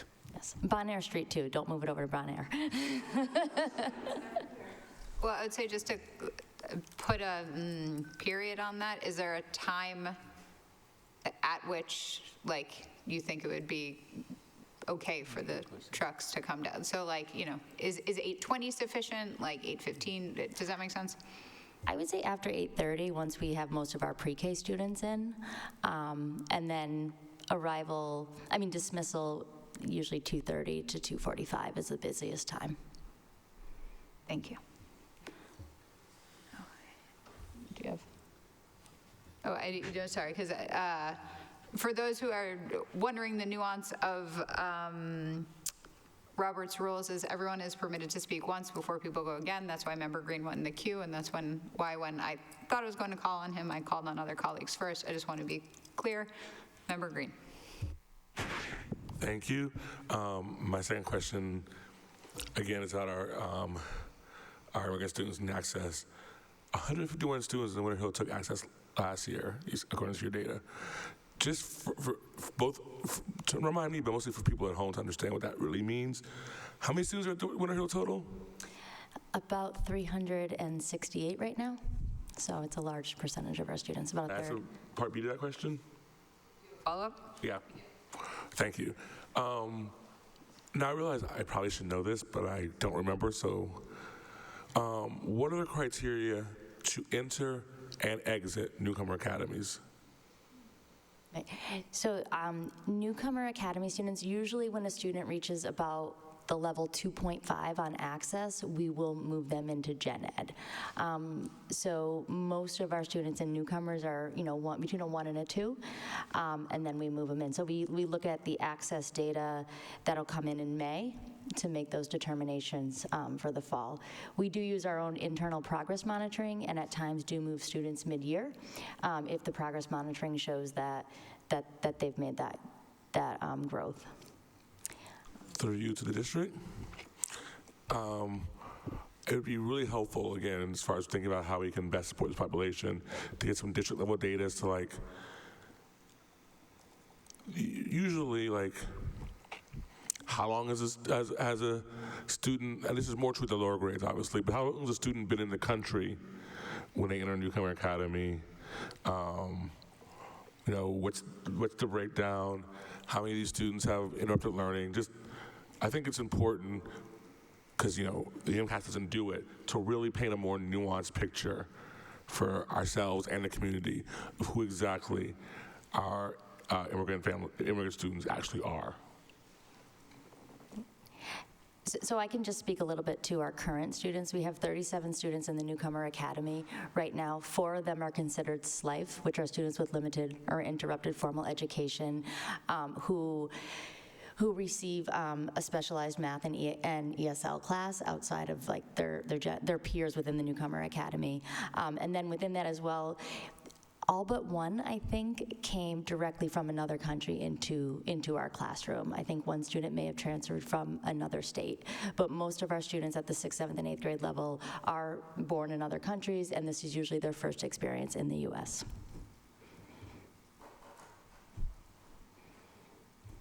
I know that there's a reference as to, through the chair, the LTELs, the long-term ELL students at the high school, struggle because of the nature of the transition that happens at the high school. And so I know that is a gap that we definitely, Director Metropolis is working on to make sure that students don't get double penalized when they move to the high school. And part of that, I think, across the board, there is a language gap that we have noticed, and the rate at which students are gaining their language acquisition is comparable to our DART districts, is a little bit lower. So there's definitely an area of growth there, but I know that Director Metropolis is working on that. All right, with that, you have a big day tomorrow. Like every day, we will let you go. Thank you so much, Principal Gall. Thank you all very much. Thank you. So before I close out my report, I just wanted to thank both principals here. I also wanted to say that there is a really extensive body of knowledge around strong leadership, coherence, and alignment. It just doesn't happen by chance, and there is a science and art of the work. The fact that they managed to actually coalesce their faculties is a significant accomplishment. So I'm really, really excited, thrilled, and proud of our school leaders here. So thank you. All right, we're going to jump backwards to the approval of minutes. Do I have a motion?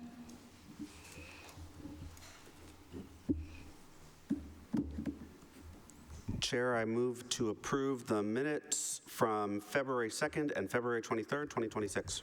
Do I have a second? Second. Thank you. We're on item 4, approval of minutes. I got a motion by Member Butone, seconded by Dr. Stellman. All in favor? Aye. All opposed? Any abstentions? Groovy. Thank you. Reports from subcommittees. Thank you to Member Butone for getting in the report of the Rules Management Subcommittee. Do I have a motion to accept? So moved. Second. All right. Motion by Member Pitone, seconded by Member Lippens. All in favor? Aye. All opposed? Any abstentions? Okay, great. Now we're cooking with gas. All right, we are moving on to our unfinished business. We have our second reading of the MSBA Space Summary and Educational Program. We had a really wonderful and robust conversation a week ago. There were a lot of questions asked and answered. There were a few edits made, small but meaningful, based on the feedback from the body. Are there further thoughts, questions? We are very thankful to have Bob and Rich here, who are willing to answer if they, thank you for being here, if need be as well.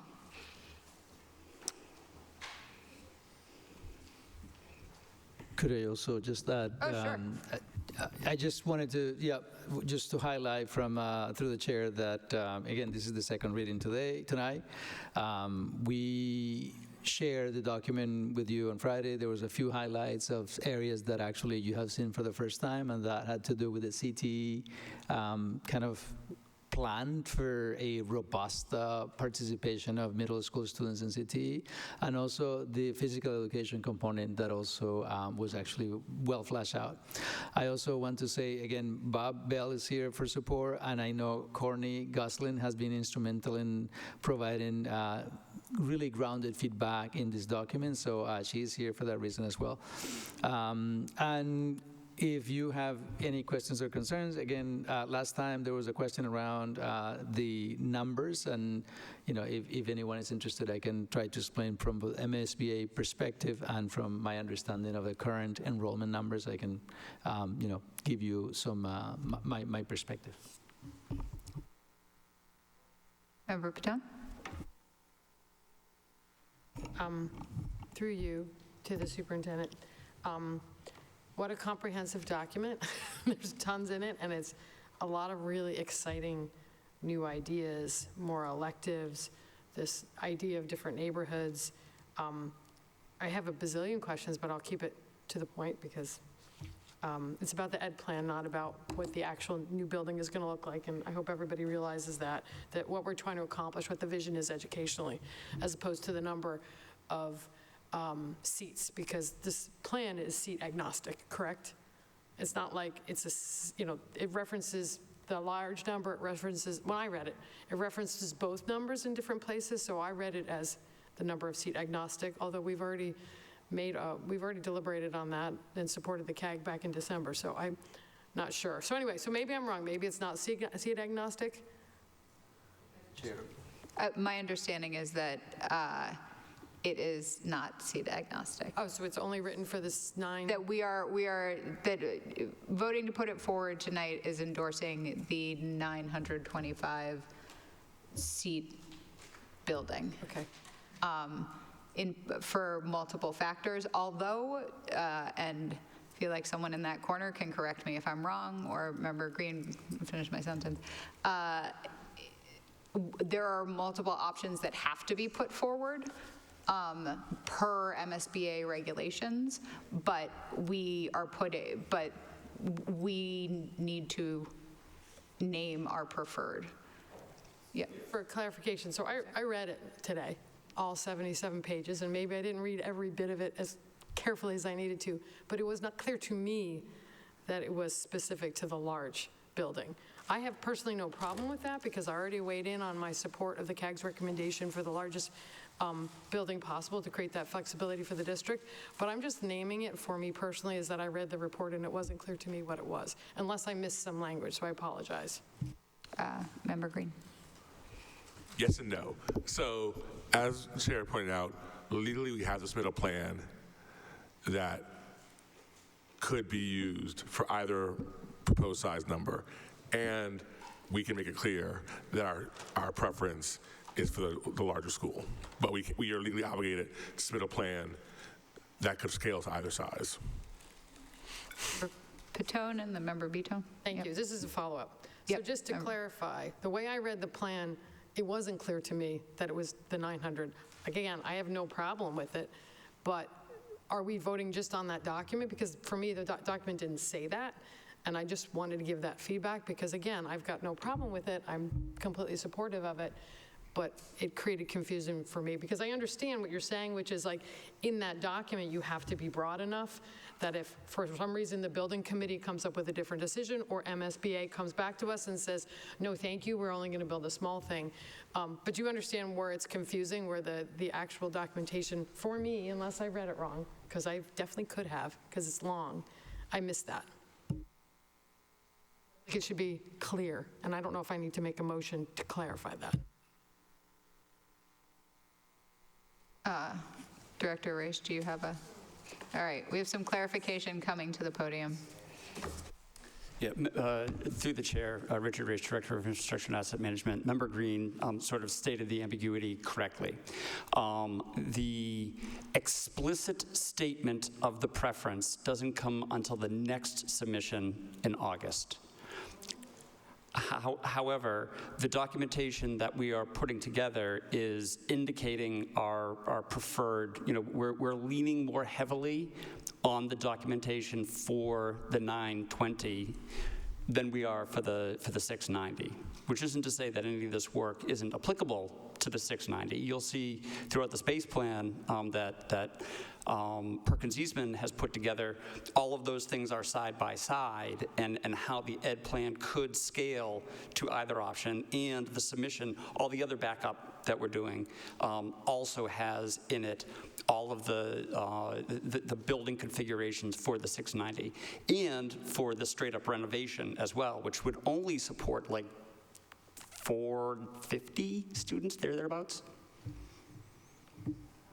Just as a follow-up. Thank you, Madam Chair. Through to Director Raish. So when you said we're leaning on the documents that encourages 690, but that's not this document. This document has a general education plan and two different numbers in the models, correct? Through the chair, there are two documents in front of you. One is the educational plan, the other is the space program. And so, yes, I think that the reading is correct, and Dr. Kimon has been pretty explicit that the educational program, the effort has been put into it to scale it to the 920. However, in the application of that, in the space plan, which then falls into the the configurations of the buildings, would also exhibits how that educational plan could map to a 690. Member Bitton. Thank you, Chair. Through you. I asked this question last week when we talked about the draft from last week, and the operative table is still on page 21. It says 925 enrollment model, for the proposed administrative distribution. There is no comparable administrative distribution presented for the 690 school. I see that as reading that this is leaning heavily towards the 925 model, which is what the superintendent stated verbally at that meeting. Thank you. Member Eldridge. Thank you, through the chair. And a question that I asked, because I was also very confused about what was going on, was who was going to be the ultimate deciding factor of what size building we were going with. And the response was in August, there'd be a decision made from the school buildings committee, and they would have the ultimate decision making.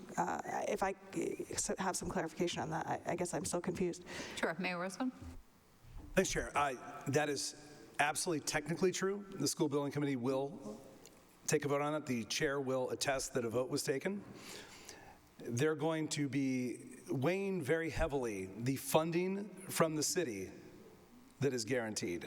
That's a massive component. Obviously, they're not going to want to get out of sync with that. That is catastrophic for the project. So in that sense, the city and the mayor are indicating what the funding, that's the indication we made, is we are going to provide funding for a large 925-seat school at 115 Sycamore. Member Green, you have a follow-up? I think it's worth stating explicitly the MSBA process doesn't work.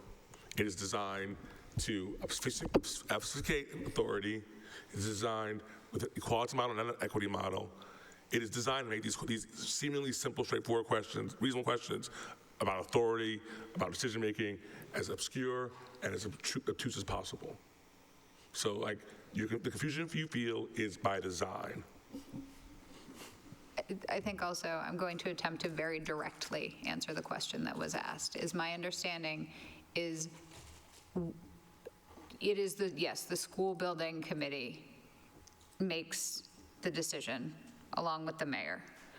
And the mayor has indicated that he wants our input and our feedback on it, but we're not compelled by the MSBA, by any sort of law. So it is incumbent upon us, given our role as people who, represent our community on behalf of the schools, in my opinion, to weigh in, but we do not have the final say. Does that help?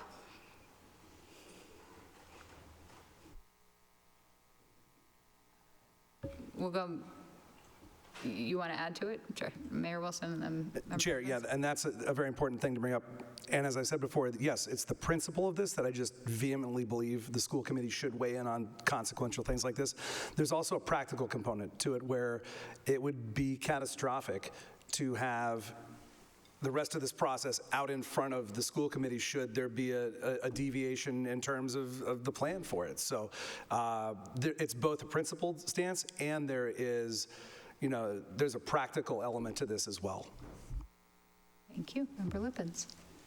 Thank you, through you, Chair. So if we put forth a motion to accept this plan tonight, we as a school committee body, it is my understanding, and I'm asking because I don't know, we as a body then are naming our preference for the larger school. Is that not correct? No, that is not correct. Okay, that's why I'm asking. So I want to offer a slight amendment. So you are authorizing the chair to sign, or the body is authorizing the chair to sign.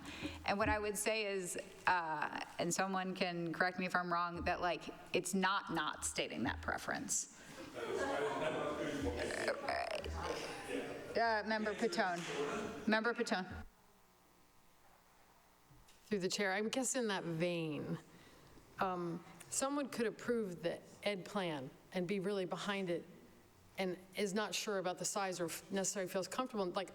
When I read the ed plan, and like I said, I literally read 77 pages, I didn't say to myself, it has to be one or the other. So does that behoove us to have a second motion, or is that just repetitive because we've already deliberated on supporting the CAG's recommendation in December, and I don't think we can technically redeliberate, or is it a different thing? I don't want to put us in a bad, but you understand what I'm getting. Like, I want to always be as clear as possible. That's always my goal. What? Sure, Member Green. I do. I think I do. We'll see what Member Green has to say. So the body is the Somerville School Committee is on the record as supporting a school of the largest size. We can reconsider that motion. Traditionally, that reconsideration has to be moved by someone who voted for the winning motion. I do not know how that changes when, technically speaking, it was the last body who did it, because usually by our rules we act as a continuous body. So like the rules, the resolutions and things are standing until moved otherwise. I do not know if our rules deal with reconsideration of a motion on a statement of policy made by a prior school committee. I think that would be a question for our lawyers. Thank you. Member Vito? Thank you, Chair. Through you, I just want to clarify that the school committee voted to endorse the draft CAG recommendations. We did not opine on, pardon. We explicitly. Excuse me, I still have the floor. We did not opine on the final CAG approved recommendations. Member Green? The draft recommendation explicitly called for the building of a larger school. Okay.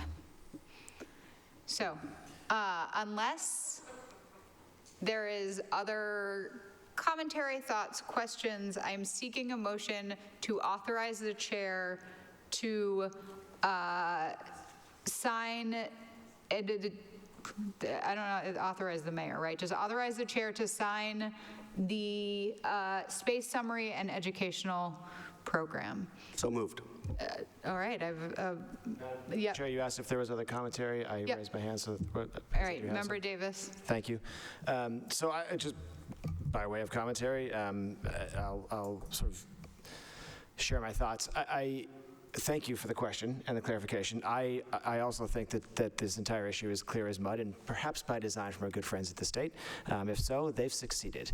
I can tell you that the vast majority of people with whom I've spoken about this issue have absolutely a complete and utter lack of understanding and clarity on where the process is, what it stands.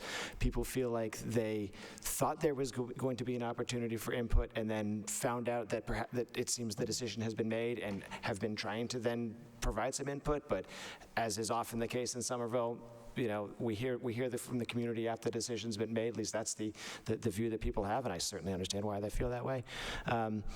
As I've said before to this body, well, not this body, to the past city council, and I think Member Green is probably correct about that distinction. I think that decision has been made. That vote has been taken on the draft decision.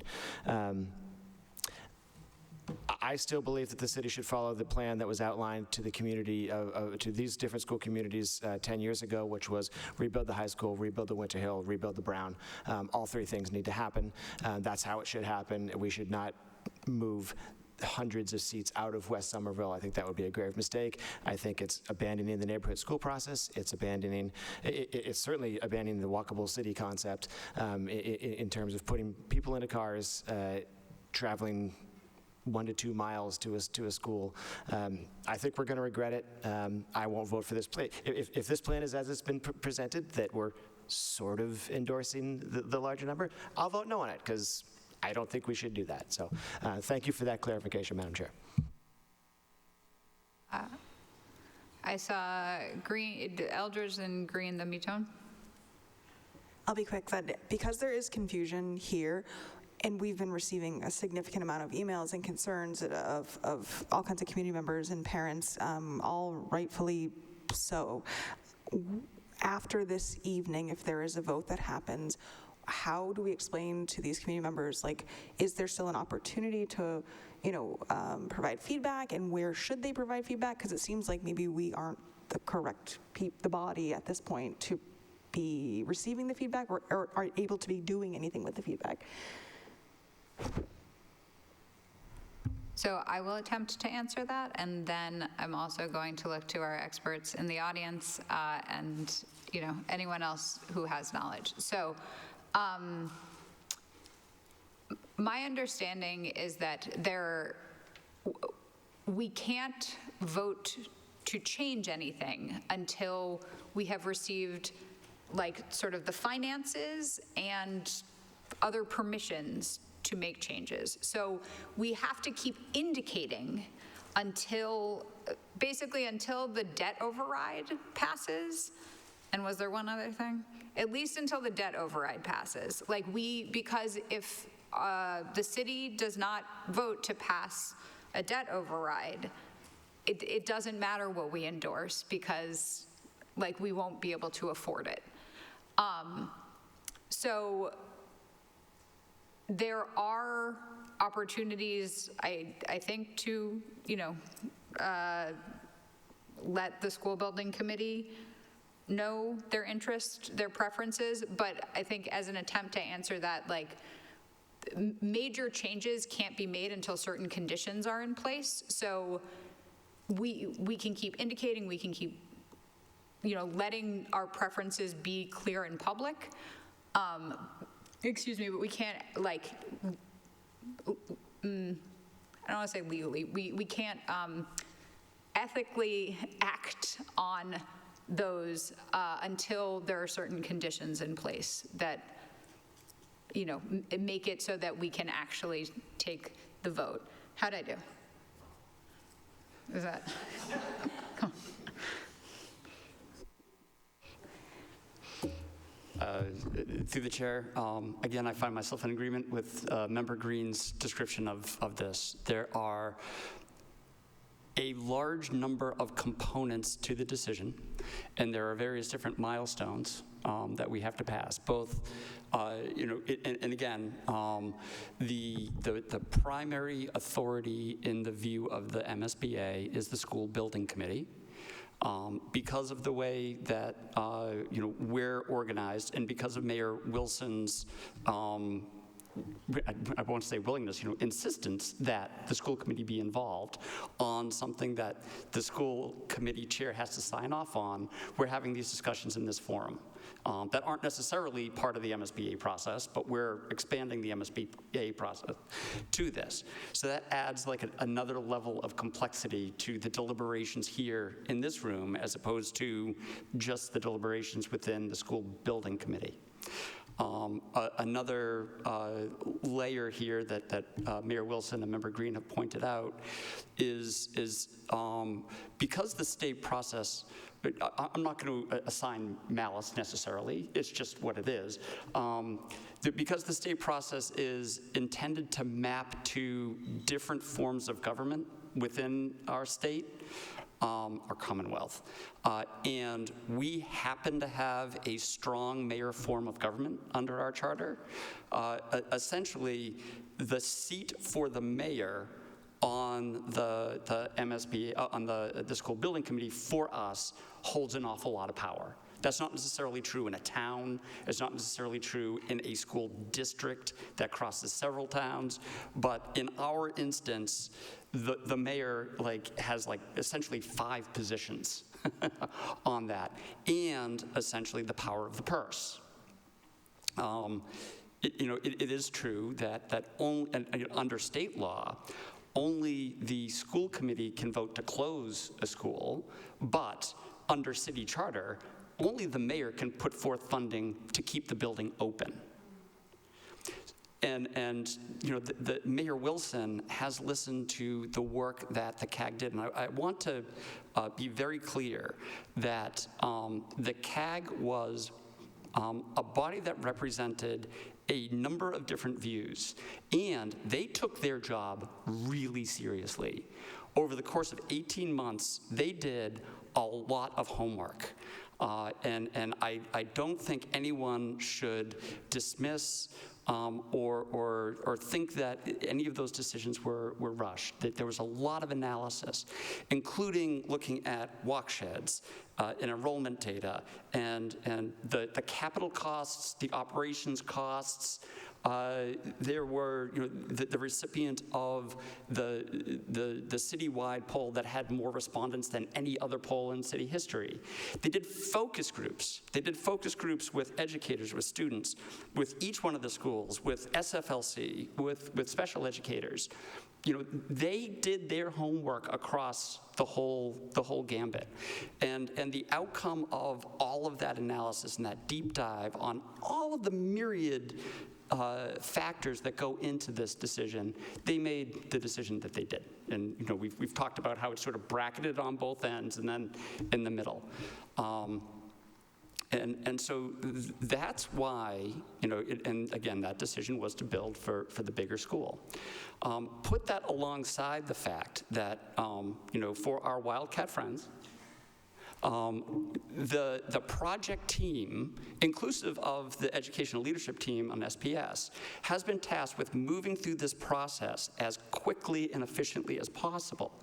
And so, as Dr. Carmona points out, yes, the educational program, while we could possibly map it to the lower enrollment, was sort of focused on the larger enrollment because there are only so many hours in the day, and Courtney somehow has like 36 hours in a day.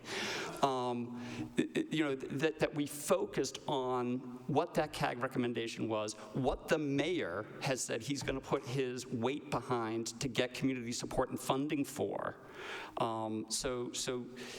And then at the same time, we don't have to necessarily commit to, like what goes to the MSBA and saying we're doing 920 technically doesn't happen until the August thing, right? So like we kind of have to hold, and I understand like everyone's need for for clarity, and unfortunately in this case, transparency on this process is non-clarity.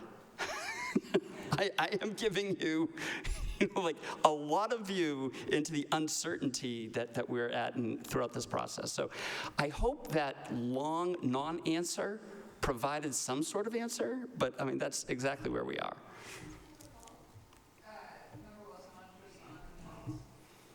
Thanks, Chair. I think I might be able to help here. I'm going to let you all into like how I look at this. So basically, everyone wants to know, ramifications of these votes, right? To the chair's point, a vote to close the building on Willow Ave can't happen until on the other side of a debt exclusion vote. This summer, we will need to submit to the MSBA our preferred schematic design. That is when we really start down that path toward the 925. This tonight, these two things before us, this is us basically tipping our hand to the MSBA. We know because there's been an announcement how we're leaning. This is us sort of tipping our hand by virtue of accepting these to that this is where we're leaning, because we could have incorporated the smaller size school in that. Given the decision that has come out here, it seemed like a poor use of staff time given the scrambling that went on just to get the 925 numbers in there. It seemed not to be, I don't know if it would have been doable to get the smaller size school in that educational program, just because of the reality. They lost 3 weeks of time because I wanted the school committee to weigh in on this, and they lost 3 weeks of time that they would have otherwise had. And so it just did not seem like a good use of their time to go get those. And I get why people will want to see them both in there. It does not lock us into that. It just tips our hand to where this is likely headed in the summertime. Hope that helps.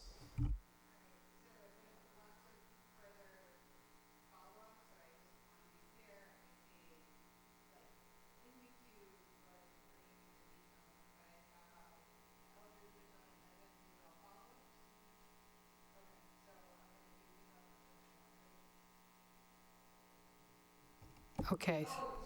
Sorry, I'm going to do Patone, Lippens, and Eldridge for follow-ups. Thank you, through you. So I know I brought up the original lack of clarity question, or I guess several of us did. And it's given me a moment to kind of reflect. Everybody's input has been super helpful. I don't love this sort of lack of clarity based on the process. However, I am clear on what has transpired. In December, the CAG made a draft recommendation It was brought to the school committee. We decided to deliberate on it. We had a vote. And to be specific, the motion was about the location and size in the recommendation. And although it wasn't unanimous, that vote passed. So the school committee said, we are supporting the CAG recommendation for 925. And then the mayor, in consultation with the former mayor, the current mayor with the former mayor and staff, evaluated all this input and has been very public and declared that the city is going to support a 925 building. That is what they want to move forward with. So the train is on the tracks, right? I want to be really, this is, I guess, the clarity I want to make sure the community understands. This is not like a surprise, like, hey, surprise. There are people in the community that are not satisfied and are sad and are disappointed, and I understand it, and I'm hearing from them. But there's also people in the community that are thrilled and saying, please, please, please build this huge school. We think this is the best thing for the city. And I don't necessarily believe that that dissatisfaction should derail this train, right?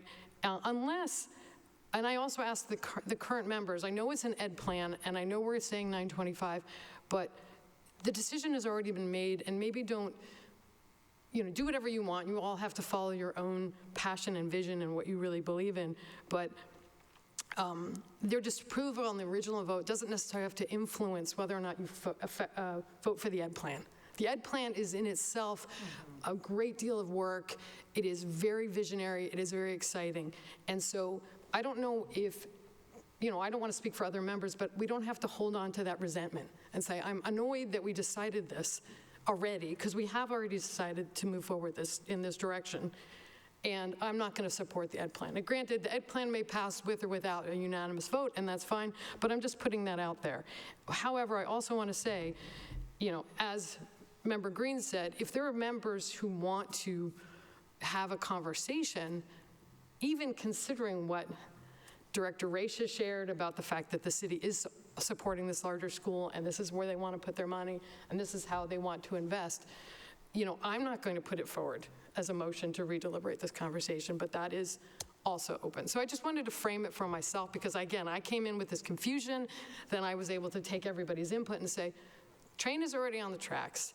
I feel for people that are disappointed. I totally want to focus our energy moving forward on things like a transition plan. I've talked to at least one member about the idea of how families want to know what the truth is and what's the fact is. And if I have a kid who's 2 years old, what is that going to look like for my kid?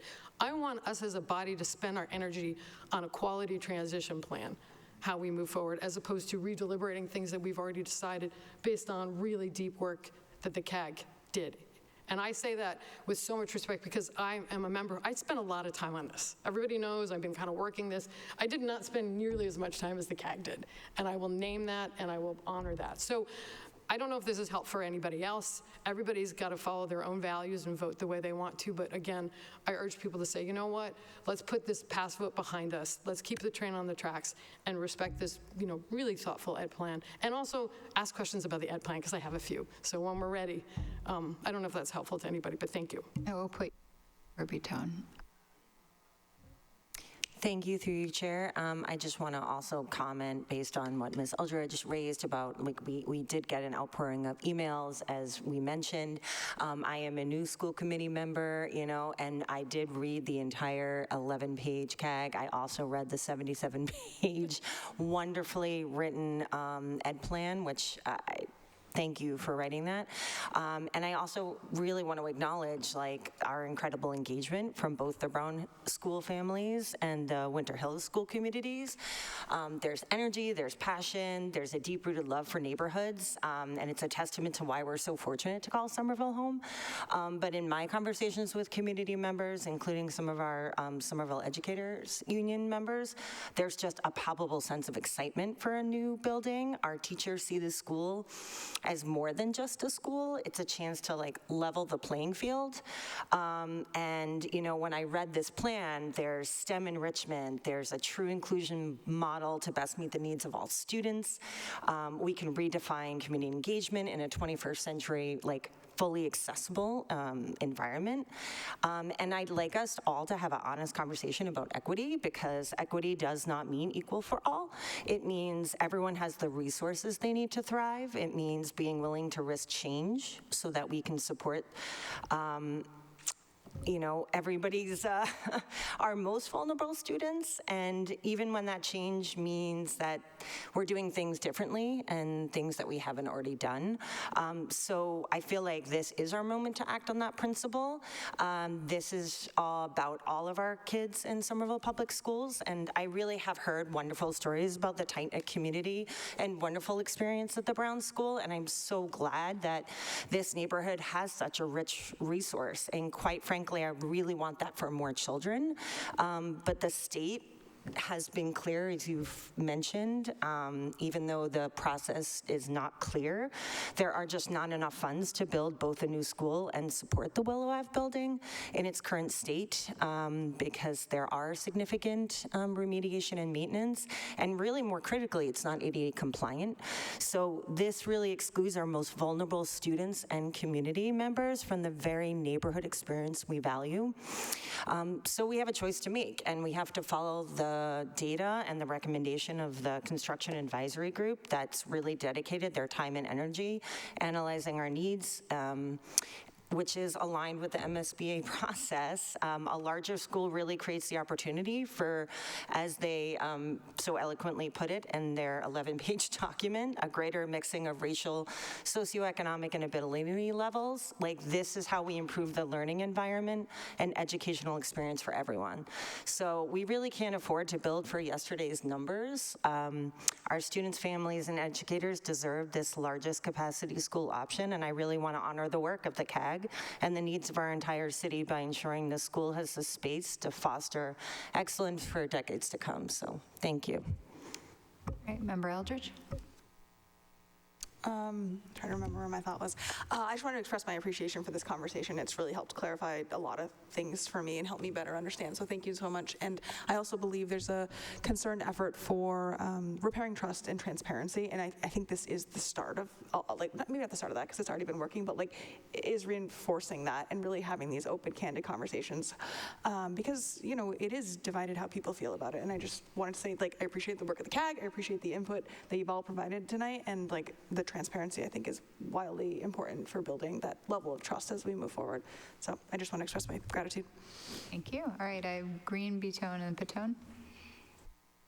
Dr. Somerville. Thank you, and I want to start by actually thanking Ms. Petone. There's another word you said there I couldn't agree with more fervently than I do. And I then want to start with, as a member of the CAG, the place where the CAG chose to kick the ball back to the school committee, because I think it is right and fair that it is always, anytime a school building faces closure, there's a tragedy there. There is sadness, there is grieving. It is right for the community to feel bad about that. It is also right for them to look to us as leaders and give an answer over, all right, so what are you going to do? And I think we should, and to Ms. Patone's point, that's what we should be focusing on. Because, and I will say the thing that I think is hard for people to say in a small community where we all know people this is affecting. It is right to close the Willow Ave building. One, and stating that, I want to address the concerns we've heard. I think every concern we've heard is worthy of addressing. I'm going to start with the walkability concern. It is true that if the Winter Hill is built at a certain place, at Sycamore, as we're all saying, and with that building, come 2032, we look at closing the Brown, a time at which, again, no current student will be there. There is a sliver of Willow Ave that will be outside of a 15-minute walk shed. It is a sliver of Willow Ave. And if we expand to 20 minutes, which is where we then cover most of the city, there's still a sliver. And this is according to a combination of GIS and AI. So neither things I'm experts at, but I spent a lot of time with GIS on this weekend. There's a sliver of Willow Ave near that is still going to be missed. It's right as we talk about what we do next to talk about what we do for families that live outside of a 20-minute walk from a school. not just for those students, but for the other random patches of the city, and they are small, but they do exist, that are outside of a 20-minute walk set for any district. That is a reasonable thing for us to tackle over the next several years, and we should commit to doing that. But the lack of walkability is, when you actually draw those maps and circles, only for small parts of the community. So you should name that. The other concern, of course, we've heard a lot about is small school size. And that's an interesting one. There's actually no real data that suggests that small school size impacts learning for most students. There is some that suggests that there's plenty of data that suggests that small class size matters.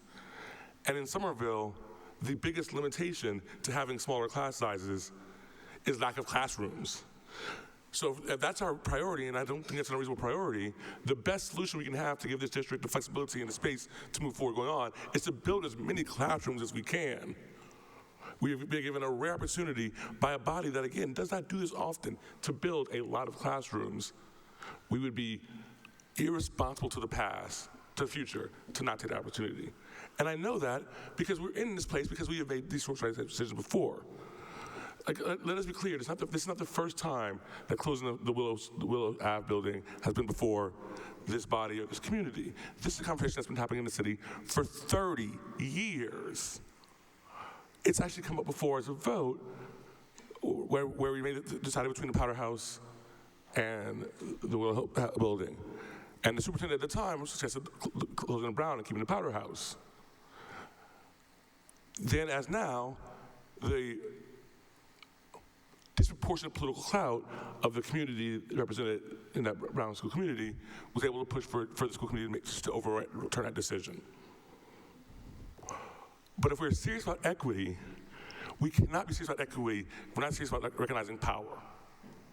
And small buildings, which cost this disproportionate amount of money per head to do any justice, controlled by people with more political clout than the median suburban voter, meeting those needs at the expense of the city as a whole's needs is the exact opposite of thinking about policy from an equity lens.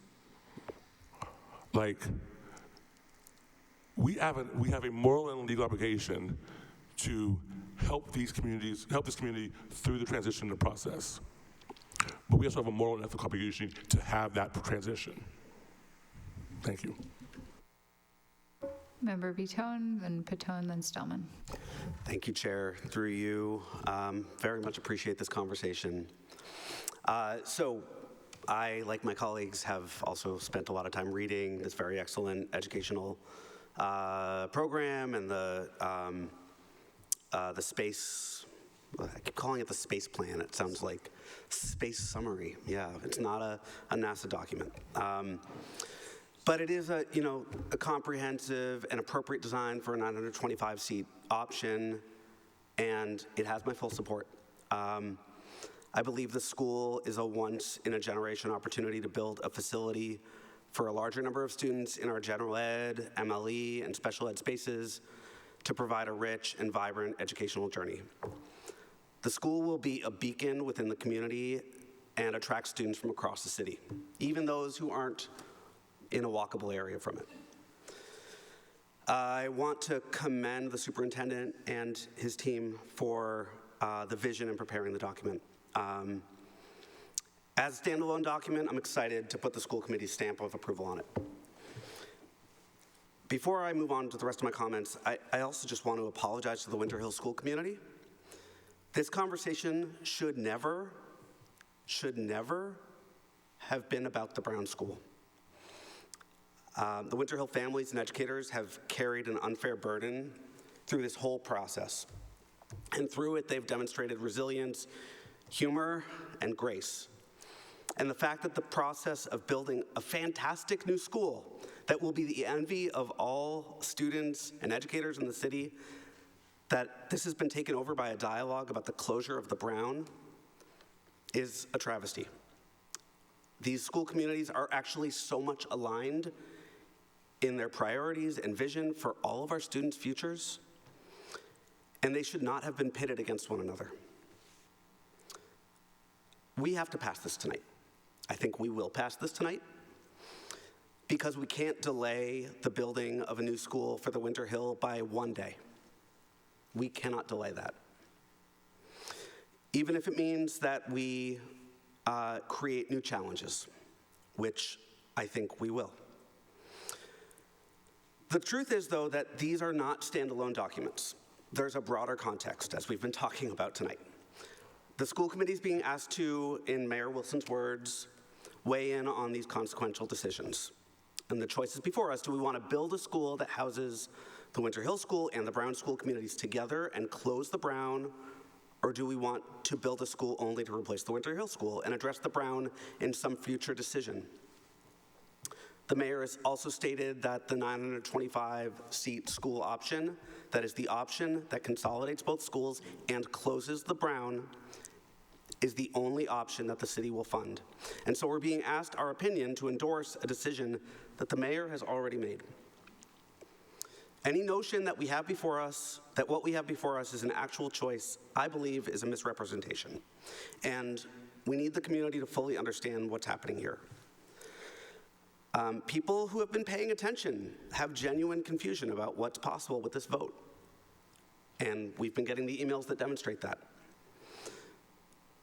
So I think tonight's conversation has been very clarifying, and I agree, our vote tonight to endorse this very excellent educational program and space summary requires that we eventually close the Brown School. This vote requires that if it passes. All educators and families in the city deserve that clarity. Once we vote tonight, the Brown School's fate is predetermined. It will close. The Brown School students, educators, and families also deserve to be treated with dignity and respect, to honor and allow the Brown School community to grieve the loss of their school. We must also proactively develop, and to Member Patone's point, develop and communicate a coherent and clear transition plan for how and when enrollment will transition from the Brown to other schools. We must also acknowledge and plan to remedy some serious problems that will be introduced by this decision tonight. First, moving 225 seats from the Brown School on Willow Ave to Sycamore Street leaves West Somerville at capacity for seats. As we grow, we're building new towers at Clarendon Hill on North Street and build new housing across the city, but also in West Somerville to address the citywide and regional housing supply crisis. We will need more student seats on the west side of the city. Secondly, we're leaving parts of West Somerville now without any walkable school, which creates challenges, especially for families of our youngest learners in early elementary school. In a city dedicated to reducing vehicle miles traveled as part of our climate solution, this decision, unfortunately, will encourage more people to get in their cars to get their kids to and from school at rush hour.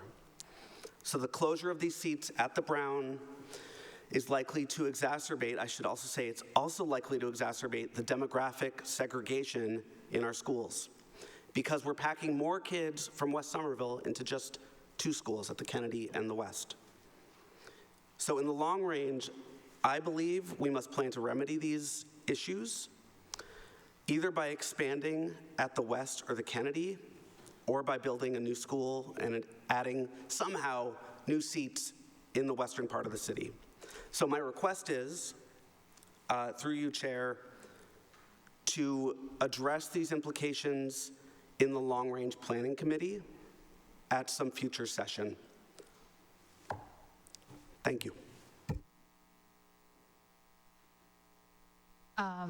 Thank you. I'm making a note for long-range planning. And actually, with that, Member Patone. And then Dr. Stellman. I'll defer for now. Oh, sorry, If I need Dr. to go back Stellman. and- Sorry. Yeah, sorry, there's just a lot of notes on here. Please have grace for the fact that I'm frantically writing names. Thank you. Dr. Stellman and then Member Patone. Thank you, and through the chair, and I appreciate your chairing work. It is, in fact, quite a lot this evening, so thank you. I thought that I had done a lot of homework before I came here, and I think I did, but I really have learned much more than I thought I would from my colleagues. And I want to just thank the body for everyone who is filling in the gaps that are really intolerable, that we are placed in a position to sort of supplicate our Commonwealth with a map that feels like it's got a lot of stuff spilled on it. Like we can't, it's hard to navigate. And that's really, at the end of the day, really bad for our families, it's bad for our children, and it's bad for the very hardworking people in the city who have worked on this, and in our schools who have worked tirelessly. I want to recognize that the ED program that Dr. Carmona and team put together is outstanding. It's truly outstanding, and a lot of school districts would be very jealous and should copy it. I want to thank Member Pitone for the metaphor of the train is on the tracks. I think it's an apt metaphor, and it's really unfortunate in the sense that many of us, including myself, misunderstood the agency that we had. And I think that's really problematic. And that's behind the track, that's behind the train. We can't undo that right now without, we can undo it, but it would come at the cost of something that we've promised for a long time. The reason that little cougar is on the podium. Sorry, Wildcat, sorry, I'm still new. And also I took my glasses off, so I can't tell it's a wildcat. Sorry, pardon me. But the reason the wildcat is there is it reminds us, right? It reminds us that we displaced a lot of children and their beloved faculty.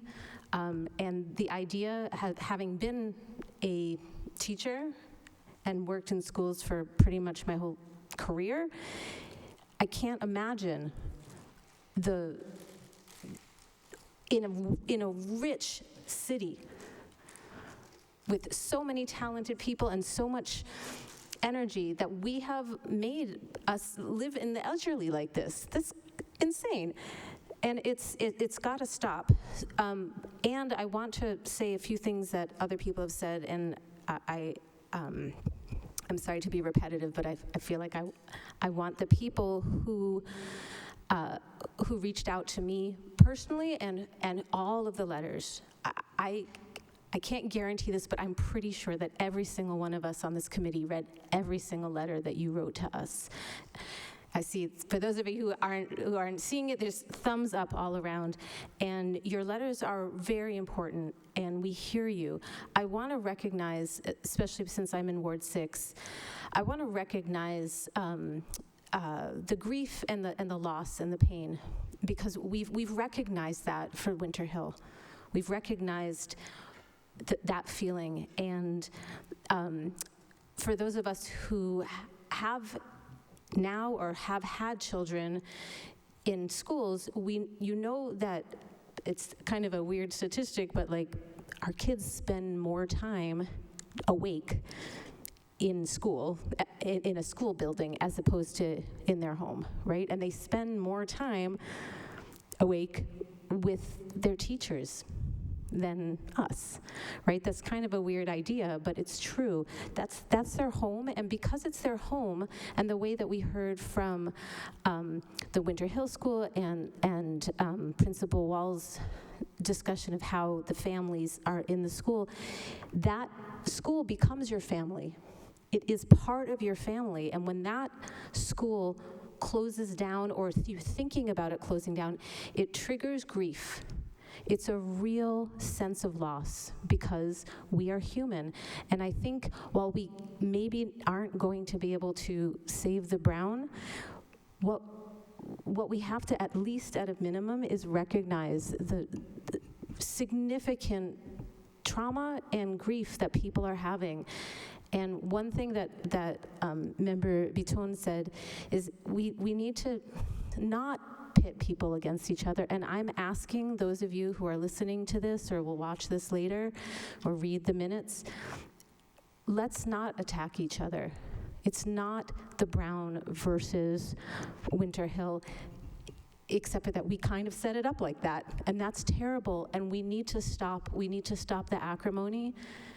All of these kids and all of the families deserve the incredible talents of our Somerville Public School educators and the city workers who support them. And so I just wanted to say that. And in terms of next steps, and this is a little bit repetitive, but I think it's important to say, we do need to think about the seats in the west side of Somerville. We absolutely need to see that, and I've been looking for the data that leads us to understand what that is, and I know there's been some studies before, but I think it's really important because we don't want to be stuck in a position where there's not enough seats. So I'd like to know that we're thinking about that. I think we need to take a look at the catchments. I know I've looked closely at the work that's done, it's outstanding, and I think there may be some openings there for us to ask some questions and see, are there ways to readjust? And as somebody new to school committee, I would like to also inquire about, do we want to look at the algorithms that we're using for enrollment, the enrollment process, because we just don't, there's not enough seats in different places for everyone to get their first choice. So I guess what I'm saying in the end is that we clearly have shown that the city is really into data and uses it well, right? And I think that's outstanding. And because we have the talent to do that, I think we have time. Well, no, we don't really have a ton of time because it takes energy and resources, but I think we can address some of the things that are causing a lot of fear right now, which is what's going to happen to my kids? Where should I put my kids? And when we heard from the PTA during the PTA school committee meeting, which was wonderful, by the way, in my opinion, we heard parents ask, where should I enroll my student? And I think, and we've also heard the question multiple times, who is communicating with us? Who's the spokesperson that we can listen from? I would like to know too. But I think we have some opportunities here for us to do a little more research so that at least we can be honest and provide some hope or at least some clarity. Thank you for listening to my long spiel. Thank you. Member Patone, then Member Wilson, then Member Davis.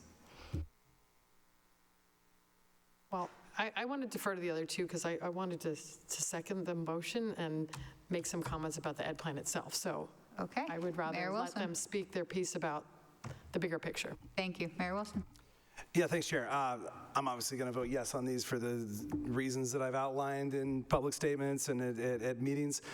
So instead, I just want to name something that's become really clear to me in the past couple weeks in all the meetings I've had, publicly, privately, specifically with members of the Brown School community.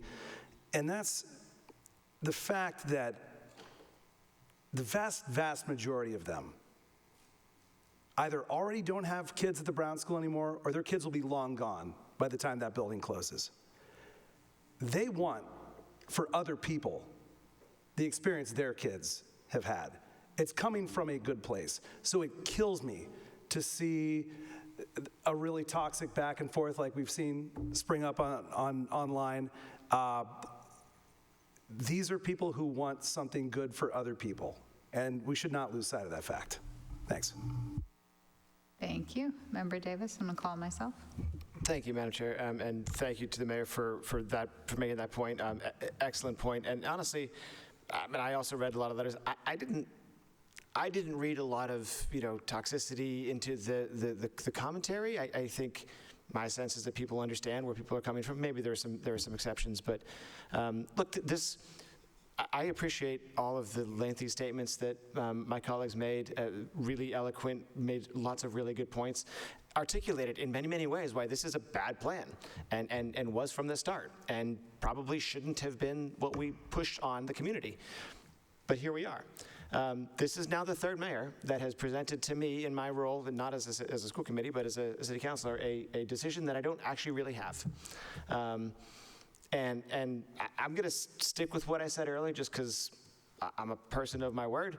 But I think that, to say that, absent the clarification that Member Patone elicited from the administration folks this evening, I was perfectly willing and ready to say this is a good plan, because it is a good plan. It's objectively a good plan for a building of some number. And if you had a building with 900 folks in it, this is I couldn't improve on it. I love that there's a theater there, and I do still worry about the cafeteria and 2 classes, 200 kids at a time in the cafeteria. That's a nightmare, if you ask my mother, a second grade teacher. So, full respect to everyone that's put the work and effort into this. I want the Winter Hill School rebuilt as quickly as possible, and that's what we should have been doing from the beginning. And if you're gonna put a decision in front of me as to whether to endorse a larger school or not, I'm gonna vote no. That's because that's what I believe. And whether that's voting for something that is behind us on the tracks or whatever the metaphor is, I believe we should not be pursuing this plan. I believe we should quickly pivot to maintain our neighborhood schools. And the last thing I want to make sure that people understand, I agree that there will be, with any school closing, with the Winter Hill building closing, there's, I'm sure, a feeling of loss and moving to the edgerly. My kids used to call it the E word when they had to go down there for a few weeks back in 2015. They didn't even want to say the name of the building. It's lovely now, and I'm glad that and we need to make those more improvements so it can be a good temporary home. But when my kids were at the Brown School, we were talking about replacing the building. Like, it's not sustainable as an unaccessible building. So by no means should anyone read, at least into my vote, and I'll speak only for myself, that I want to save the Brown School and put that is not the case. We need, as I said earlier, high school, Winter Hill, then Brown. That building needs to be, modernized or replaced or something. So, as we look at the incredible problem that we've created in the western part of the city with the number of seats, let it be clear that any option is open other than keeping that 125-year-old building the way it is, because we can't do that. I look forward to those conversations as soon as humanly possible, because it's going to become a problem the second we lock the door on the Brown. Thanks. Thank you. I'm going to call myself. I would like to share my deep appreciation to my colleagues, your thoughtfulness, your engaging on it. I thank you is really all I can say. It is deeply appreciated. To the superintendent, to your team, the amazing work on this. It is, yes, a beautiful educational program, and I'm deeply, deeply proud. I swear this is relevant. Last night I was watching the Oscars, and the international Oscar went to a Norwegian writer-director who quoted or paraphrased James Baldwin, and I will paraphrase that, saying, all adults should be for all kids.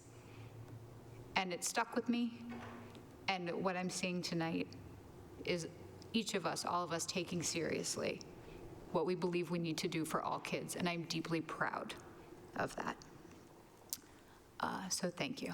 I have Member Patone and then Member Green. Thank you. Through the chair. I didn't know if we had a second on the motion, but if we don't, I guess I'll put one on record. I don't think the motion ever got put. Mr. Bitton put a Mr. motion Bitton, forward. oh, okay. So I just want to formally put in a second. All right, so motion by Bitton, seconded by Patone. And then I wanted to just make a couple comments about the plan, which, we've already talked about how interesting and exciting it is. I think one thing I want to flag is this really gives us an opportunity as a district to pilot a lot of new programming approaches and innovations. And I look forward to the district sharing and thinking about what we learn from this implementation and how it can disseminate into other schools. So that's really exciting for me. I think that, we talked last time a little bit about the challenges of flexibility. And so some scenario, that we don't necessarily lock ourselves into something that puts us in trouble later. But, that's going to be challenging. The other thing that I didn't realize was in this plan was introducing having the Welcome Center for the district in this building. And I kind of put a little hesitation flag because it isn't really a huge footprint at the Winter Hill. And so to continue to add programming and different things in that building, I'm concerned. I'm not saying you shouldn't leave it in the plan, but I'm asking you as the district and the building committee to think about this, because I don't know, there's some reference to the fact that we should have spots for 15 to 20 caregivers to drop off kids. I don't know where that's going to be. There's a lot, it feels, some things in here feel super aspirational is all I'm saying. So I want to have some care to not over-program a footprint that's not very large. So I'm just flagging it, not saying that I know you guys can do that excellent work and figure that out. And then another reference, there's a lot of talk about sensory spaces for our kids in the AIM program, which is fantastic. I hope we also are going to include sensory spaces for our students that are not in the AIM program that necessitate sensory, because we're going to have a lot of kids that are being included that are not necessarily in AIM. So if we don't have, that wasn't referenced in the plan, and I'm sure it's already in your vision, but I want to make sure that that happens. And then there was also some very exciting vision around how do we integrate sort of the career and tech down into middle grades. But I also didn't see anything in the plan that talked about facilities for that. So I wanted to, there's some reference to shared spaces and collaboration spaces, and that's exciting, but I wonder if there needs to be more dedicated spaces. So I'm just asking the district as we move forward on this plan and the building committee to think more detailed about that topic, because again, we're trying to pack a lot into not a huge footprint. So anyway, I'm not dissuading that idea. I love the idea. And that was my last comment. So overall, just really exciting, a ton of work, and I just wanted to take this opportunity to give you some thoughts that I had. So thank you. Member Green.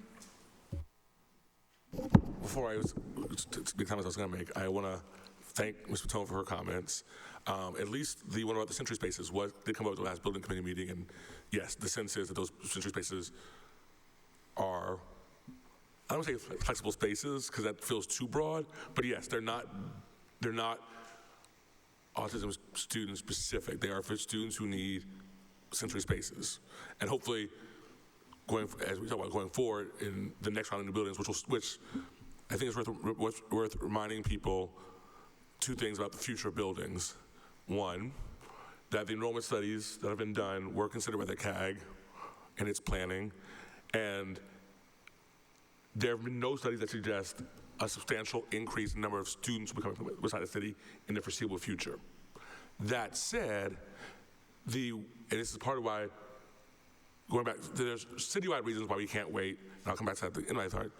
The next round of new buildings will start in 2040. That's when the Kennedy will turn 50, and if we're going to do something crazy, I know, and actually get ahead of replacing buildings so we're never in this position again, we'll be talking about a new Kennedy School building in 2040, or being ready around the 2040 period. So not long after this building comes online. So we absolutely should think about the future of the west side of the city, and that needs to happen regardless of what we do with this building. Because again, buildings are going to be beginning to come offline again. And I want to say that in part because it would have been irresponsible for us as a city to not think about all of our buildings and all of our city when the opportunity to rebuild the Winter Hill came up. We don't get the opportunities often. And so this notion that talking about what we should do with the other building we knew needed to be replaced as part of this process, being pitting communities against each other, has always felt a little, it felt a little myopic. I know that's how it feels to communities, but that's how it feels to communities whenever we make change.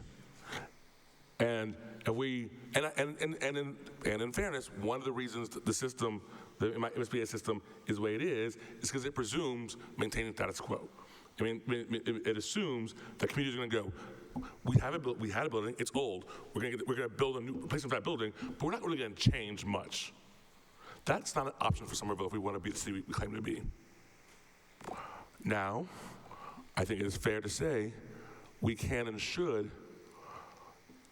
think about when that next building does come around, because once that next building comes around, it's going to be building in the way it was in the 80s, 90s, early 2000s. So we should be thinking, it does behoove us to take advantage of the space between the opening of the new building at Sycamore and the next building come online to think about other ways we can improve the process so it doesn't feel to communities as we take these citywide assessments of things that we're pitting communities against each other. But if we do the alternative, which is just to rebuild the status quo buildings, we may not be pitting communities against each other, but we are enshrining the existing inequities of our system. One of the reasons we have this problem is because we built a lot of buildings on the south side of the city. We did that because that was at the time where the power and the money was in the city of Somerville. And we closed buildings like the Powder House, the Grimmins, and places that had lost political power and influence. We shouldn't make that mistake again. We shouldn't be making decisions based on who has the power to get our attention. Thank you. Okay. Member Bitton. Thank you, Chair. Through you.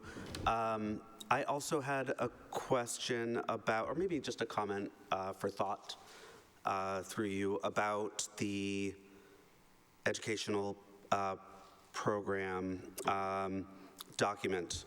So the what I'm calling this junior CTE program, I don't know if that's the name of it, but in conversation with some folks over the weekend, I thought there was some good points about we're planning this building for 50 years, and I guess one thing I'd like to see is some of the thought behind that. This was, I think, a little bit of a new idea for me that I hadn't seen before. I'm excited about it. But I'd just like to see, because if we're locking space in, because some of those spaces require very specialized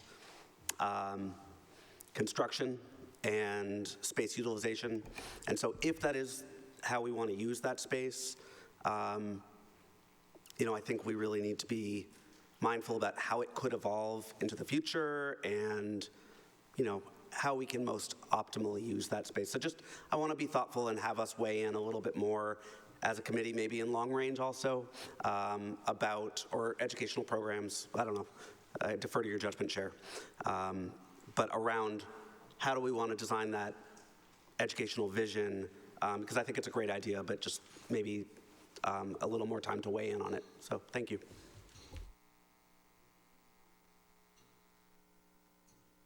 Sorry, just making notes to myself. Thank you. All right. Again, you have another question? Calling the question. You're calling the question. Great. All right. So the motion on the table, put forward by Member Bitton, seconded by Member Patone, is to authorize the chair to sign off on the space summary and educational program. I'm going to ask the superintendent to do a roll call vote. Thank you. Through the chair, President Davis? No. Member Pitton? Yes.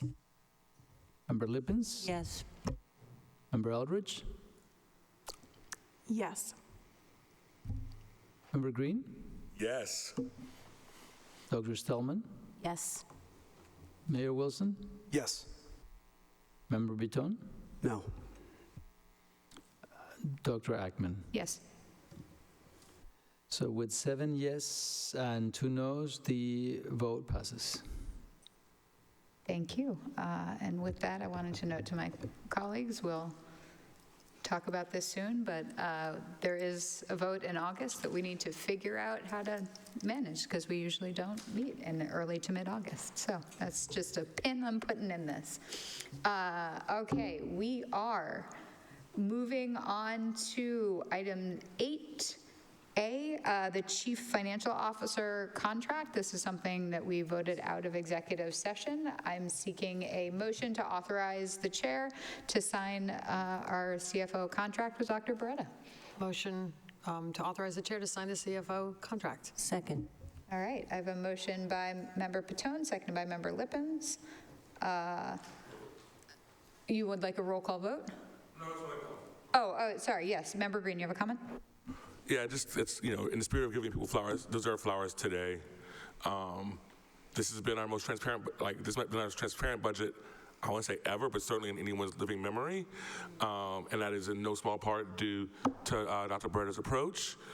We have been blessed as a city to have had really excellent finance directors as a city, but I think in part driven by his background as a principal, Dr. Beretta has done an excellent job of adding the policy, vision, strategy part to the job that has sometimes been lacking. And so I want to make sure the city knows what a treasure we have in him and how excited we are to keep him permanently. Well stated. With that, all those in favor? Aye. All opposed? Any abstentions? I will be signing Dr. Beretta's contract. All right. We also have, that was a long journey to get here. All right. Almost 2 years. Yes, oh yes. All right. There is also an MOA with the SEU work year that was voted in conjunction with the calendar, is that right? And so the approval of the calendar was, basically an understanding of this. So I'm seeking a motion to authorize the chair to sign the MOA with the Somerville Educators Union for next school year, work year 26-27. Chair, I move to authorize the chair to sign the MOA Somerville Educators Union work year 26-27. All right. Sorry, you have a comment? Mr. Flowers tonight. So often, the vision of the relationship between unions and districts is one of antagonism and conflict. And while some degree of tension is inevitable, and neither side of doing the job, it never had tension, I think this is a really good example of how most of the work we do in Somerville happens, which is with the spirit of collaboration, the spirit of we agree there's a problem, how do we work and solve it together? And I want to make sure that we thank both the district and the union for resolving what could have been a deeply unpleasant situation for families. Agreed. All right. With that, the motion put forward by Member Bitone, seconded by Member Patone, to have me sign the MOA for next work year. All in favor? Aye. All opposed? Any abstentions? Thank you. Okay, we're moving on to a resolution in support of an act empowering municipalities and local governments. As we've heard from the mayor, there's a lower likelihood than even when I submitted this that this would happen. That being said, it's a first reading. I'm going to try and read this out loud as quickly as possible. Next time we convene, we can, if it's okay with everyone, make edits as if we still think it's necessary. It can also be tabled at that point. But since it's a first reading and it's only a page, I'm going to read it out loud. Okay. The Somerville School Committee resolution in support of S2571, an act empowering municipalities and local governments, whereas the Somerville School Committee is committed to providing a high quality and equitable education for all students while maintaining responsible fiscal oversight of the Somerville Public Schools budget, and whereas municipalities and school districts across the Commonwealth continue to face significant fiscal pressures due to inflation, rising transportation costs, and the increasing complexity of school facility needs, and whereas Governor Moore, Healy, and Lieutenant Governor Kim Driscoll, filed 2571, the Municipal Empowerment Act, a legislative package designed to provide local governments with the tools, flexibility, and revenue options needed to modernize operations and strengthen community services. And whereas S2571 includes several provisions of vital importance to the Somerville Public Schools and the City of Somerville, including school project borrowing, extending the maximum bond term for school projects from 30 years to 40 years, allowing the city to better align debt service with the actual life expectancy of modern school buildings, transportation flexibility, repealing outdated laws that limit a district's ability to bring school bus services in-house, thereby granting Somerville greater autonomy to pursue more cost-effective and reliable transportation models. Procurement reform, modernizing Chapter 30B procurement rules to streamline the purchase of supplies and services and equalizing advertising thresholds to reduce administrative red tape. Local revenue options, providing local options to increase a meals tax from 0.75% to 1% and a lodging tax from 6 to 7%, which would generate critical non-property tax revenue to support the city's general fund and by extension our schools.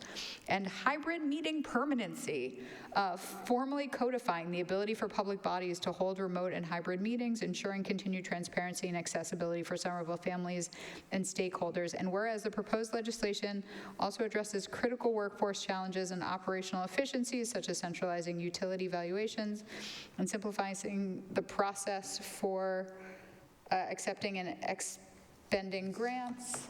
I don't know, on the second page, there we go. Now therefore be it resolved that the Somerville School Committee strongly supports the passage of S2571, the Municipal Empowerment Act, and be it further resolved that the Somerville School Committee urges its delegation in the Massachusetts General Court, including Senator Pat Jalen, Representative Erica Eiderhoven, Christine Barber, and Mike Connolly to advocate for the swift passage of this bill, which I stand by. Be it further resolved that a copy of this resolution be sent to Governor Maura Healey, Lieutenant Governor Kim Driscoll, and the chairs of the Joint Committee on Municipalities and Regional Government, and the leadership of the Massachusetts House and Senate. Whew. All right, my ask is that if we have edits, that we do it next time we meet, but sorry, Member Bitton. Thank you, Chair. Through you, just flowers. Thank you for doing this. That's it. Yeah, there's no way this is going to pass this session, unfortunately. This administration has made it clear that they're not going to explore new revenue of any sort. That said, I think it's super important that cities, especially cities, because we're the ones feeling it at the pointy end, but all municipalities make it clear the need for cities and municipalities in Massachusetts to have more revenue flexibility than they currently have. So we should absolutely send it, even if the bill itself isn't going anywhere. Thanks, Chair. And even if it does appear doomed on the revenue side, the operational pieces that you mentioned, I think did get reported favorably out of committee recently, so that could help some. It looks like, though, help is not on the way on the revenue side like we'd hoped this year at least. All right, we will have it up for a second reading at our next meeting. We are going to move on to field trips because one of them might or likely will contain one or both of my children. I'm going to recuse myself and call up the vice chair.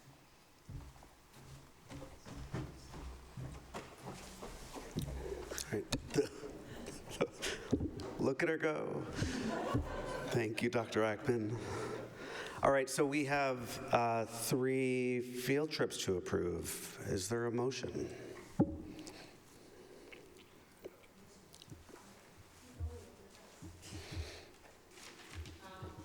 Is anybody opposed to just putting one big motion together, or does anybody want to come?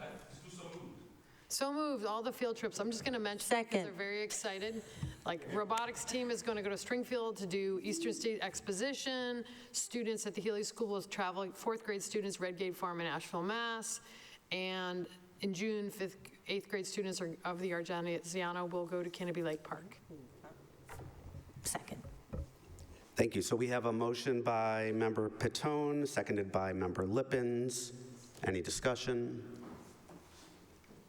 All right, all in favor? Aye. All opposed? Any abstentions? Our motion passes. Dr. Ackman, come back.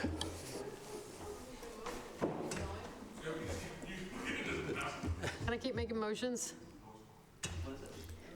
Motion to accept the FY '26 grant funds. Heck yeah. All federal entitlement and continuation grants and all state continuation grants awarded to the Somerville Public Schools as listed below. Private from the J. Lim Foundation to Somerville High School for Mass Student Awards for $4,000. And federal Title I district-wide grant increase, $1,053. Title II district-wide grant increase, $1,462. All right, I have a motion of acceptance of grant funds by Member Batone, seconded by Member Lippens. All those in favor? Aye. All opposed? Any abstentions? All right, we are moving on to item F, donations. I recommend to accept with gratitude the donation of equipment from Colleen McKiernan of Somerville for $245 to the CTE program. Thank you very much. All right, I have a motion by Member Patone, seconded by Member Betone. All in favor? Aye. Aye. All opposed? Any abstentions? All right, that passes. Thank you, Member Betone, for stepping up. All right, on to item 9, community or calendar items from committee members. Mayor? Thanks, Chair. Two things I want to make sure on people's radar. First of all, this Friday, the Winter Hill School Committee is holding the Rock Out for the Winter Hill event at Portico Brewing from 5 to 8 p.m. It's a great event. I went last year. The other thing, on the Saturday the 28th at the high school, one of the cooler things that I think we do as a district is the middle grades intramural futsal program. Slightly biased. The boys and girls finals will be held that day at the high school. It's a really amazing event. Come watch the Healy girls try to win the first ever title in the school's history in boys or girls futsal, despite their terrible coaching. Member Green. I didn't mention this earlier because I had to step out, but I wanted to give one more flower about our arts students and all the great rewards. For context, people should know that I spent 2 years at the state lobbying on arts education as my full-time job. I spent another 4 years as the treasurer of the Arts Education Advocacy Organization, and I work closely with groups like MAE, et cetera. And if it wasn't for that work, I wouldn't have known how strong Somerville's arts program, especially at the high school, is. It is, if not the best arts program in the state, it's in the conversation. And I say that because I want to give flowers to our student reps and our superintendent for their advocacy over the last year and their work over the last year to really make sure that these kind of programs get the flowers they deserve and that they get the visibility that they have not historically gotten. Again, I wouldn't have known if I hadn't been working at the state level. And I want to just put in a real plug for continuing this trend of bringing in all of the amazing work that our groups are doing, especially as we're talking about finding ways to measure progress that aren't test scores. Having nationally recognized artists is meaningful, real progress, and we should make sure to highlight it.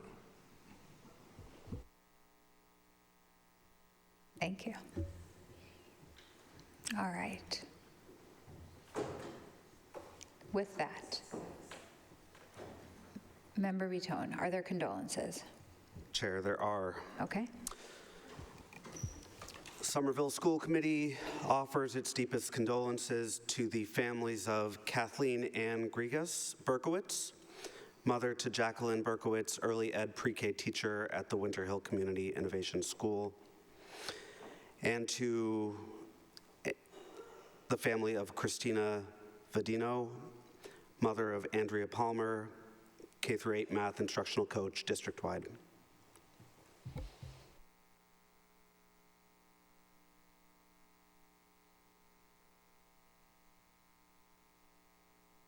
We are adjourned.